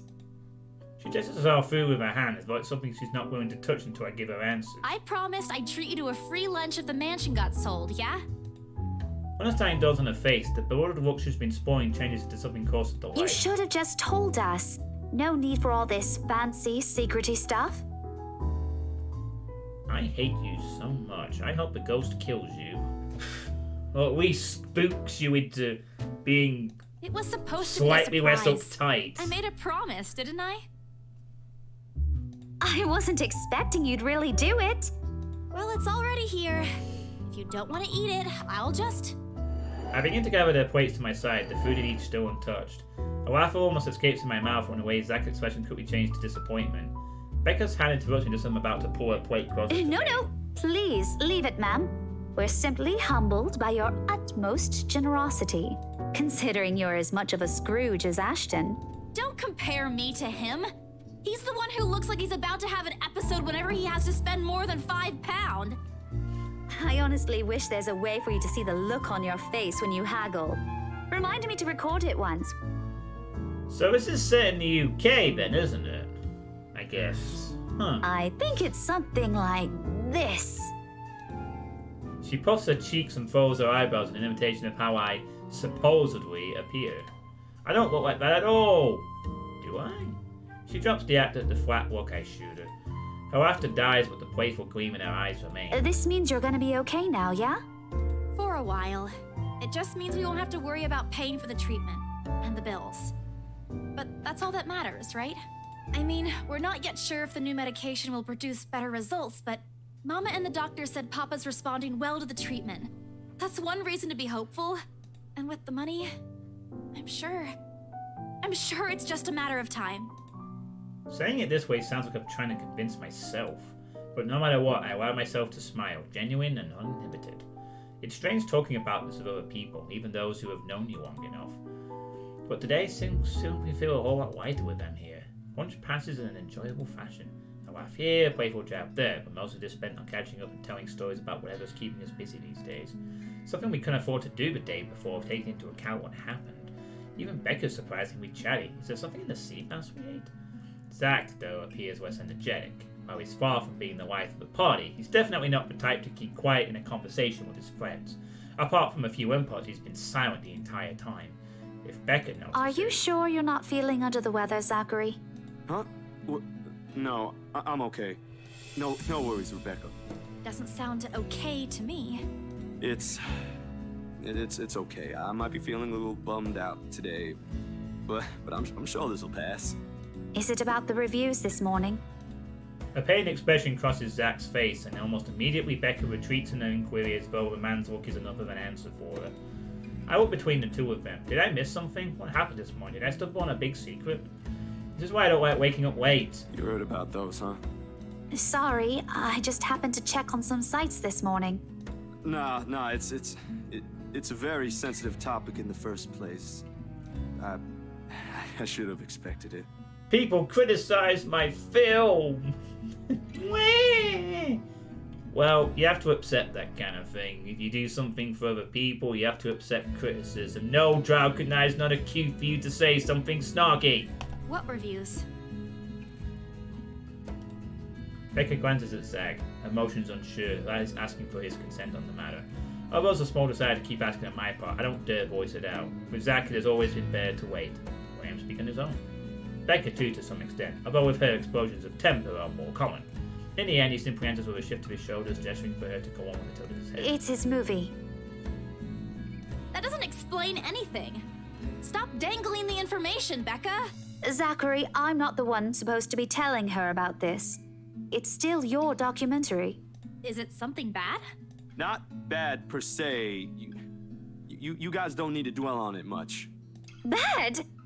Listen here. I wouldn't trivialize what those bowheads wrote if I were you. They're ruining other people's jobs. From how her tone rises in anger, it seems like she's one slighted and not Zach. I snicker at Skateswood. I promptly stepped down as soon as I sent me a hard word. This isn't a laughing matter, Isabella. Some bowbag just insulted him.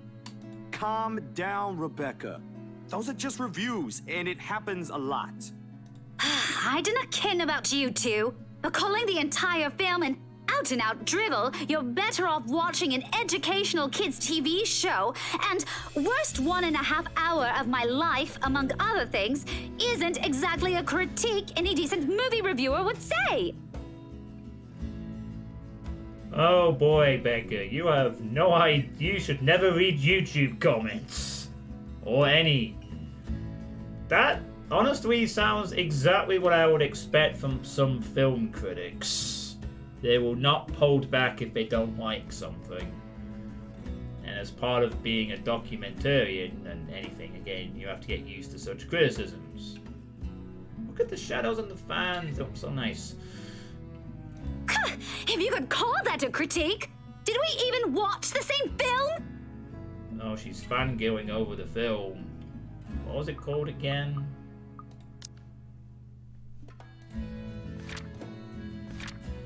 Blue Thorns, Dark Times of the Black British. Well, maybe I ain't cut out for it. Better stick with my photography or something. If nothing else, this helped me open my eyes to what I can and can't do. I wonder what year this is supposed to be saying. We get an idea of date, month, not year. You're giving up. It wasn't a question. It was just something experimental I did on my free time anyway. It's no big deal.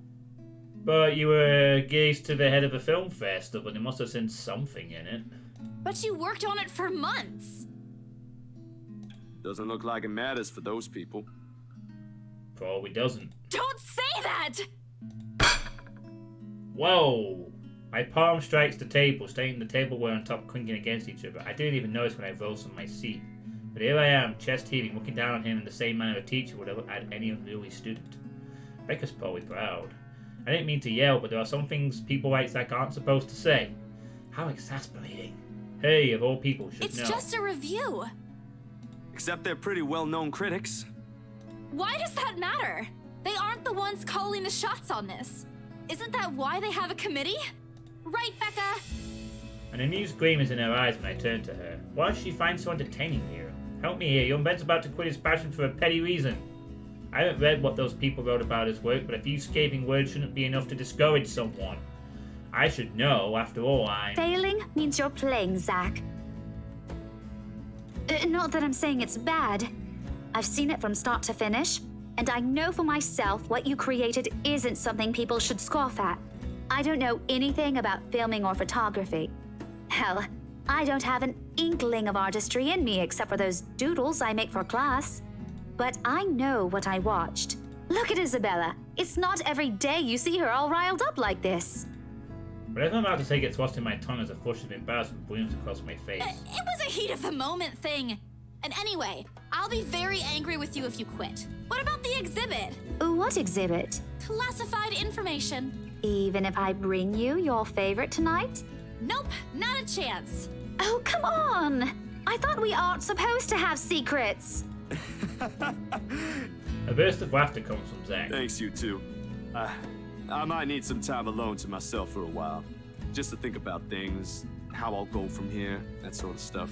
Hey, I'm not quitting, Bella. Don't give me that face. There's no face at all, only a pure imitation of puppy dog eyes, if you could call it one. Promise?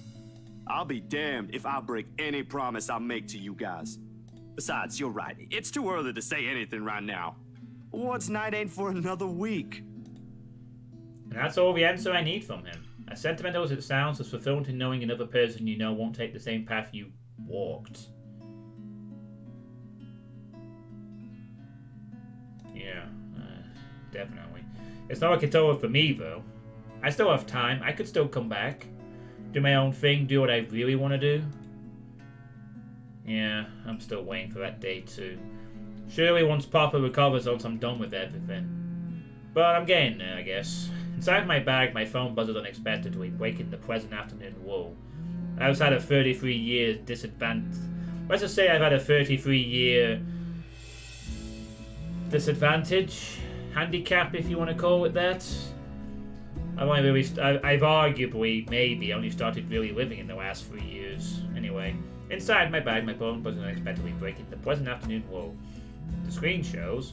Oh. Hey, Isabel. You at the office? Ha ha. Very funny, Rose. I'm hanging up. Don't. I'm kidding. BRC says the floor plan copies are ready for Miss McCullough to pick up.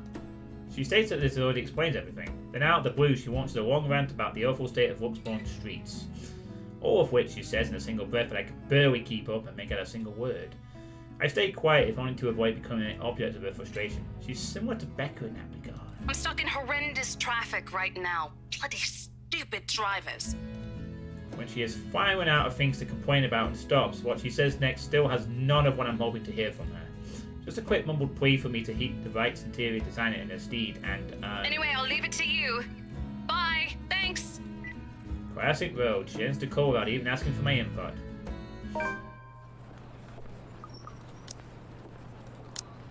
A day after the open house, the rights were seen securing the mansion's purchase at Briar Realty's Ruxbourne office. Parties involved in the transaction were surprised at how fast it went, but agreed it was to be expected when dealing with influential people like the rights. Happy over the sale, Isabella Santos teaches her friend to lunch. There's definitely a lot of soul to this game that I quite like. It's kind of a different sort of visual novelty approach compared to the stuff I've played in the past, like Spirit Hunter, Danganronpa, Zero Escape, and Doki Doki. There's like a sort of British charm to it to some extent. The characters are like, well, it's a bit more grounded, and characters are mostly likable, except Becca, I guess. The sky is cloudless and the noontime sun is beating down on the hard concrete when we leave the cafe. It's far from unbearable, but it's enough to put most people in a fickle mood or make them vulnerable to catching something. No wonder we have staff members going AWOL lately, not to mention my boss's mercurial moods. I can't believe I'm saying this, but I want our usual cloudy weather back. For all the gripes about the unpredictable weather, though, the streets of Ruxbourne remain constantly busy. The hurried tapping of shoes against the pavement and inane chatter coming from the lunchtime crowd fill the humid afternoon air. A small reminder of the things we still have to do, regardless of how much I want to return to the comfort of my bed. Back to Bria Realty for me, Zach to a meeting with a magazine publisher featuring luxury houses, and Becca to her lesson plans and books at home. But more than once I catch her sneaking a longing glance over something displayed on a shop window. Did she want to buy something? Maybe I could get it for her this Christmas. I've already done my Christmas shopping, thankfully. Don't know if you have, Drallkan. It's very easy these days. You just go on Amazon and about 20 minutes later, if you kind of know what your family likes and people, you're good. Got it all in one order. It's right here, somewhere over here. Just gotta sort it out and wrap it up. And that's me done. Anything else can be done via digital means nearer to the day. I turned my head at the last stop she checked out. A fleeting glimpse. The world stills. She looks at me, eyes hollow, gaze piercing and boring into my very soul, like a set of chains to keep my whole body still. Oh my god, she wants to be a horror movie icon!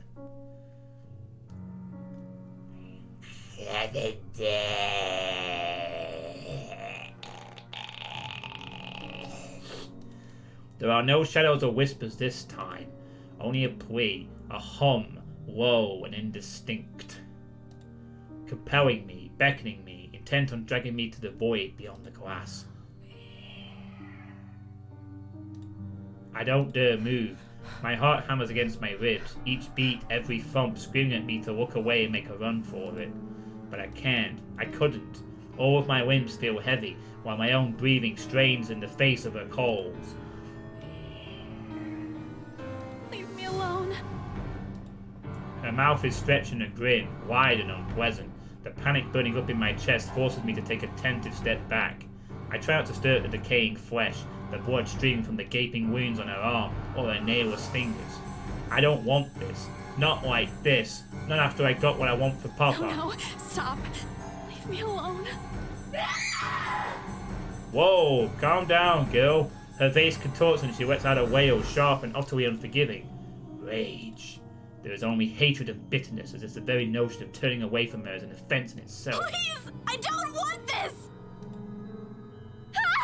Before I know it, I'm stumbling backwards, my own throat hoarse from the screams I didn't even notice already coming out of my mouth. The back of my feet catches on a loose stone, sending me sprawling on the ground. The resulting pain completely jolts me out of the haze, blurring my mind. For a little while, my surroundings appear unfamiliar until Becca's face went into my vision. A look of concern is on her face and her hands are gripping my arms tight. Even Zach appears beside himself with worry while he stands behind her, acting as a shield against a small crowd of onlookers already forming around her. What happened? Bella, you okay? My mouth opens and closes, but nothing comes out. The words refuse to form. On impulse, I sneak a swift glance at the display window. She's gone. Yet the foreboding feeling hasn't left me. My hands are shaking as I push myself off the ground, my weakened limbs relying solely on reflex and muscle memory. Something icy has made its home at the pit of my stomach. I want to throw up. Anything to get the wretched sensation out. You are screaming! Zach, call someone! No, don't! I'm good. I'm good. I need to get to the office. Rose, the floor plans. Someone's going to pick it up. I'll see you later. Careful. Don't stand up yet. Stay put, Isabella. Zach, you watch over her for me. I'll call for someone. I attempt to smile to put her at ease, but it slightly comes off as a grimace. After a present once with Zachary Steele and Rebecca Gales, Isabella Santos receives an urgent phone. Wait a minute.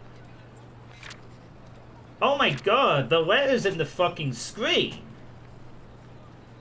I didn't notice that before. I've only just now noticed it. The letter is actually in the journal. Huh. That's kind of interesting detail. Asking for her to meet the right interior designer. With no choice, she turned back to BLC, but on her way at one of the shops, she passed by a familiar smile greeted her. This is how people. Maybe this is what has happened to some of the people in the mansion. Perhaps they see this ghost, they get images, they can't get her out of their head, and they kill themselves or something. I mean, there's a case going on, it's all connected. Must be the curse. Gently, I pushed her hands off my shoulders. My knees are still trembling, but I can stand her. Leave me. Stay away. The humidity's stifling, everyone's stirs are unnerving, and Becca and Zach's concerns are suffocating. I don't want to be here. No more. I break into a run. I wish I hadn't left my bed this morning. Here, with only the occasional drips of water on the sink and the whirring of the fan blades to keep me company, it's easy to fall into a cycle of negative thinking. But even with the clutter to keep me company, the room still feels a whole lot bigger than usual. So she didn't go back to the office, I guess? I hug my knees closer as a group passes by outside. Loud. So loud. If only there was a way to tune everything out to keep my head from replaying every image, every sound of her. Her screams, her awkward gait as she reaches for me, her bone-chilling smile, her pleas for... Enough. That's enough. A shiver passes over me, though it's not from the hair still hanging damp against my back, nor the draft that enters the room from the windows I've left wide open. My gaze shifts over the letters sitting on the coffee table. It edges flutter innocuously as the wind touches it. Well, she's shown it to 5 people, so why is she still fucking haunting her then? Funny how an ordinary looking piece of paper can bring this much trouble. The impulse to throw it away or rip it to pieces is still there. Oh, okay. I guess it's send it to 5 people. It's not to show them. You have to send it to them? Do you have to photocopy it and send it to them? I could easily do it, but after that, what? Will she leave me? What about those people who have already seen it? Will they be okay? This uncertainty gnaws at me. Knowing that she's real and might also go after the people I care about, I just wish someone would listen. Believe me. The abrupt break in the silence nearly makes it jump out of my skin. Blindly, I fish out the phone from under the nest of papers and cushions, where I've carelessly thrown it before taking a shower hours ago. Ash's name flashes brightly on the screen. Is he calling because of this afternoon? Thank you so much for spamming my inbox, scaredy cat. Hey, Ash. What's wrong? I just had a long day. The couple who bought the house wanted us to finish processing the papers within the week. It's a little hectic, but we'll manage. Really? You sold it? Don't sound so surprised. I told you, you don't stand a chance. The rights won't take no for an answer. You've been on the losing end from the very start. Ha! Whoever said I was interested in the house in the first place? But you said... Despite its white tone, its nick only comes off as annoying to my ears. I have to fight the urge to end the call right then and there. Stupid Ash. You're such an ass. And just so you know, I'm not treating you to a separate celebration. Or ever. No, that's just unfair. And here I was looking something up for you. Didn't you say you wanted to talk to Andrew? I pause. I did say that, but I didn't think he'd actually go through the trouble considering how much he scoffed at the whole topic in the first place. Is he okay with that? Totally. Besides, I need to ask him about something. I might as well do it soon. What do you say you come with me tomorrow morning? Well, there's no harm in it, I suppose. I've got a free day anyway. Great, I'll just pick you up. Don't oversleep. Don't compare me to you. I'm not the one who sleeps like a rock. Another round of chuckles come from him. Oh, I will live for the day he'll stop making fun of me. Just wait, you asshole. As I'm about to end the call, he clears his throat. And, Isabella? His sudden diffident tone sends my eyebrows shing up into my hairline. It's world ending today? Yeah? Did you forget something? Are you... Do you think you... We... Never mind. Good night. He hangs up instantly. Rude. Completely rude. I didn't even get to thank him. The busy tone, though muffled, echoes through the receiver. No one is saying this will work. Even I am doubtful it will. But right now I'll take anything. Anything to get out of this nightmare. Oh, I guess that's... that.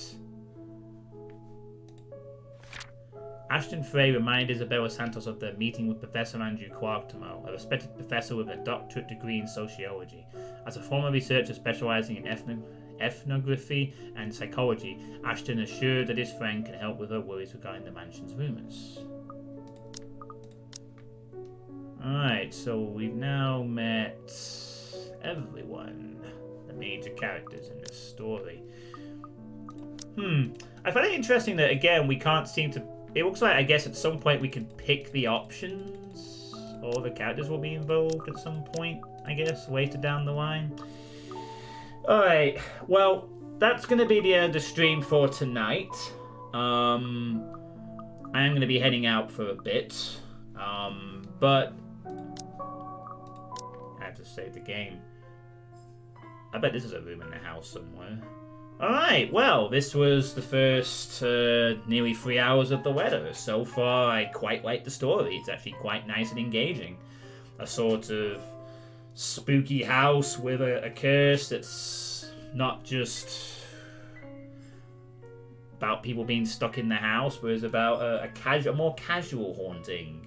Very interesting. I am invested in the story of this game. The voice acting is nice. The backgrounds, I like the animation of them all.